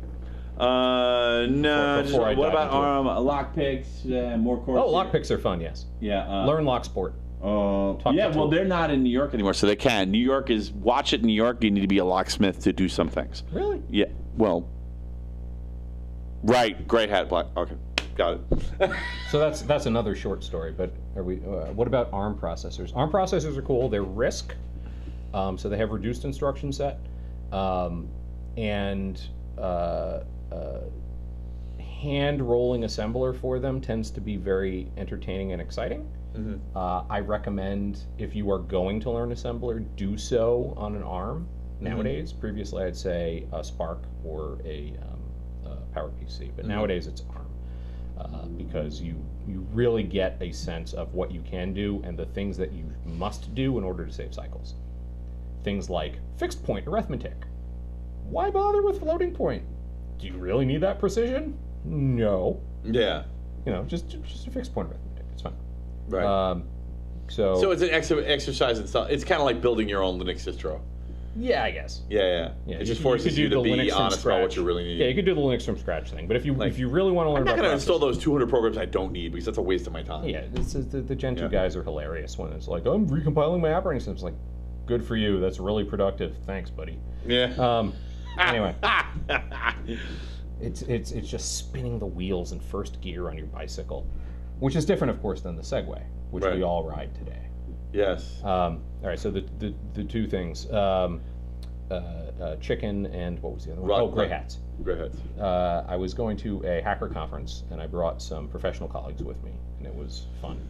And we got to part of registration was, you get a hat for the conference. You get a white hat or a black hat. It's like, you get to choose. And so, like, first guy goes up and is like, would you like a white hat or a black hat? And he's like, yeah, I'd like a white hat. That's fine. And then go on. And it's like, another person who was there with me was like, I'll take a black hat. I'm feeling piratey. It's like, oh, good for you. Arr. Arr. Arr. And then another colleague gets up to the desk and it's like, do you want a white hat or a black hat? So I'll take a white hat. And then I get to the desk and they just hand me a black hat. Like, what, I don't get to choose? It's like, no, Isaac, you don't get to choose. People need to be warned. Yeah, it's like, yeah, so we... Yeah. Anyway, chicken. Beautiful. So, late 90s, before CDNs were a thing. The original black badge. Yeah. Before CDNs were a thing, there was a desire to do things like real audio distribution closer to the ISP. Okay. So this is the era of modems, right? Right. Sending real audio streams across the internet to get to an ISP to then be delivered across a modem to somebody. That was like expensive in terms of time and money. So you wanted to get your files distributed as close to the edge as you possibly could. Right. And this exists today, like Time Warner and a lot of the cable last mile providers have data centers that are just populated with Netflix archives. Cache servers. Yeah. Yeah. So that, Netflix runs those, but it's just one hop away. It's one hop away. It's not going over the thing. But before CDN, that's called a Content Distribution Network, a CDN. But before CDNs were a thing, there was a company that did this for real audio streams and some other files. Mm-hmm. And you as an ISP, this company would contract you, and they would contract you and say, we're going to give you N many dollars to put our machine in your rack so that we can use it to distribute data to your customers in a way that we see fit. And depending on how big your ISP was, they would either pay you, you would pass, it would be a zero-sum thing, it was like a meet me room kind of thing, or you would actually pay them if you were trying to become bigger than you thought you were. That was a very rare situation. For the most part, they paid you to put this thing in your rack. Mm-hmm. Part of the contract was you did not touch it, you had no administrative authority of it, you did not touch it, leave it alone, you do not touch it. Right. Our appliance. Ours. Yeah. The only thing you provide is power and a network card, or a network port, like you plugged it into your switch. Yeah. Done. Yeah. You do not touch it. Yeah. No. No. Bad. No. You get sprayed with a bottle. So. Best way to train a cat. Auto sprayers. Auto sprayers? Yeah. I just thought of our corgi. Whoa. And now I can erase the whiteboard. You hacked it. You solved it. Yeah, no, I'm going back to Cowboy Bebop, which is excellent. There's napkins right there. Oh, that's true. That. I stole this earlier. Yes. So you don't touch it, you leave it alone. Mm-hmm.